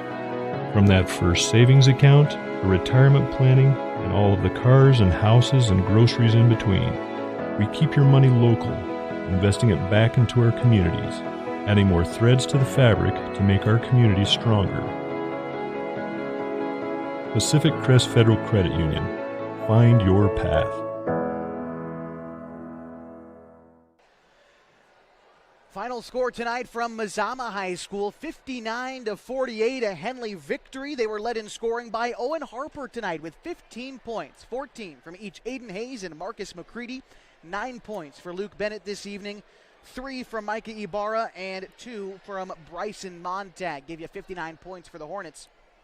For the Vikings, 19 points tonight from Marcos Uloa Ford, 16 from Kai Hunt, 10 from Gabe Nanny, 2 from Drake Peters, and 1 from Ryan Hayden. Give you 48 for the Vikings. Another game where Mazama hangs tough, but just can't quite close out the game, and Henley comes away with yet another victory over the Vikings. Yeah, this was a tough one, and you know that Coach Hammond did not take this game lightly. This is a rivalry game, and Mazama, we've seen them be able to shoot the lights out and play close, but Henley came out with an 11-0 lead, and they ended up winning by 11, so they played even the rest of the way. But Henley starts the last 2 weeks in their games have been very good, very impressive, and they're getting scoring from a lot of places. Harper, McCready, inside-outside transition game, getting a lot of opportunities with second-chance rebounds, and they just put together kind of that little perfect mix. And they really had this game. It was an 11-point win, but I felt like Henley was in control for most of the game. Aiden Hayes, what a night for him. I mean, turned it on huge in the second half. He had 10 points in that second half, just racing to the bucket and drawing a lot of fouls. What a night for the guard. Yeah, and he looks confident. I just feel like when he makes it to the rim, when he finds that gap, he goes, and he gets all the way to the rim, and usually ends up either scoring the basketball or drawing a foul. Sometimes both. Yeah. 59-48, the win for Henley. We'll tell you what this means for the Skyline Conference and the playoffs, which are sneaking up on us in the next month or so. Details on that on the other side. More post-game coverage from Mazama High School next on 104.3 and 960 Sports and mybasin.com. Well, not corporate. Clown Falls Subaru, we built our business on that simple promise. Well, that and some of the best people you're ever going to meet. Hi, I'm Rob Cedar, General Manager at Clown Falls Subaru. Our 62 employees make it easy for us to live up to our comfortable, not corporate philosophy. Friendly faces, easy answers, straight talk, fairness, and exceptional service. These are the things you expect. These are the things that all of our people deliver. Our management team, sales pros, certified service and body shop techs, lot attendants, and detail experts are all 100% focused on you. Local people putting their friends and neighbors first. At Clown Falls Subaru, that's the only way we do business. It's comfortable, not corporate. Our team members also spend hundreds of hours each year supporting local charities and events through the Subaru Love Promise. That's the kind of people they are. We're very proud of them. They're your friends, they're your neighbors, they're glad to know you, and they want you to be glad to know them too. I'm Rob, and this is what makes us comfortable, not corporate. Back with you on 104.3 960 Sports and mybasin.com for another Hornets victory tonight. It was 59-48, the final. Let's take a quick look at the Skyline Conference standings as they were heading into play tonight, and we'll kind of make some adjustments as we go. The Henley Hornets improved to 5-1 in league play, 13-7 overall. The Mazama Vikings fall to 1-5 in league play, 14-15 overall on the season. One other game going on in the Skyline Conference tonight is the Pelicans host Phoenix. Don't quite have a score update from that one, but we know the Pelicans can play tough, and Phoenix, is, well, as anyone in this conference has been beatable this year. So Henley is starting to kind of separate themselves from the rest of the pack, but those other spots, 2 and 3, and so on, are kind of still up for grabs. And even, Henley hasn't sewn up the conference yet. I believe with this win, they've at least earned somewhat of a playoff spot because of the way that they've changed the way that the at-large bids work and things like that. But right now in first place in the conference, and that's really where you want to be. Yeah, Henley should be very happy. And I know the coaching staff is, to come out of this week with 2 wins, 2 big wins, put them at the top of their conference and kind of control their own destiny when it comes to the playoffs. Mazama still has something to play for too. Right. If they can get to 3 wins, you don't know what's going to happen. As we mentioned, there's a lot of parity in this league. So, everybody still has this last week's going to matter, and we'll have to just play them out and see where they all end up. Yeah, it should be a lot of fun down the stretch. We'll be back to cover Mazama's next game on Tuesday. They'll be here at home against Klamath Union. It'll be our mybasin.com game of the week. And so still free coverage for that one. The boys and the girls, 6 and 7:30 as usual. Should be a couple of good games there. But our actual next broadcast is tomorrow afternoon. The Henley Lady Hornets visiting Cascade Christian, a 3A team. Should be a fun matchup, as Kevin, you'll be kind of coaching in that one as well.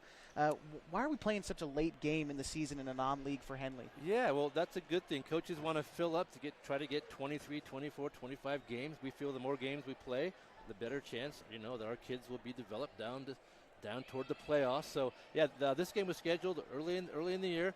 They came over and played us here in Klamath, and now we're returning the favor and playing them over the hill tomorrow. That game will be at 1 o'clock tomorrow, and we'll have coverage right here on mybasin.com.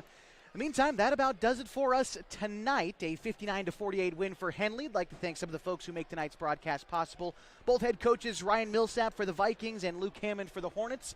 Of course, the athletic director here at Mazama High School, Mr. Vic Leese, allowing us to set up in his gym and get a hold of the internet and all that good stuff. So as always, thanks to Vic Leese as well. You can watch a replay of this game on mybasin.com, as you can with every Hornets basketball game. Mybasin.com is your home for everything going on in the Klamath Basin, whether it's news or sports or special events and everything else in between. Download the mybasin.com mobile app on the App Store and on Google Play. Final score once more tonight, Henley 59, Mazama 48. For Kevin Petrick, I'm Josh Eldredge saying good night from Mazama High School.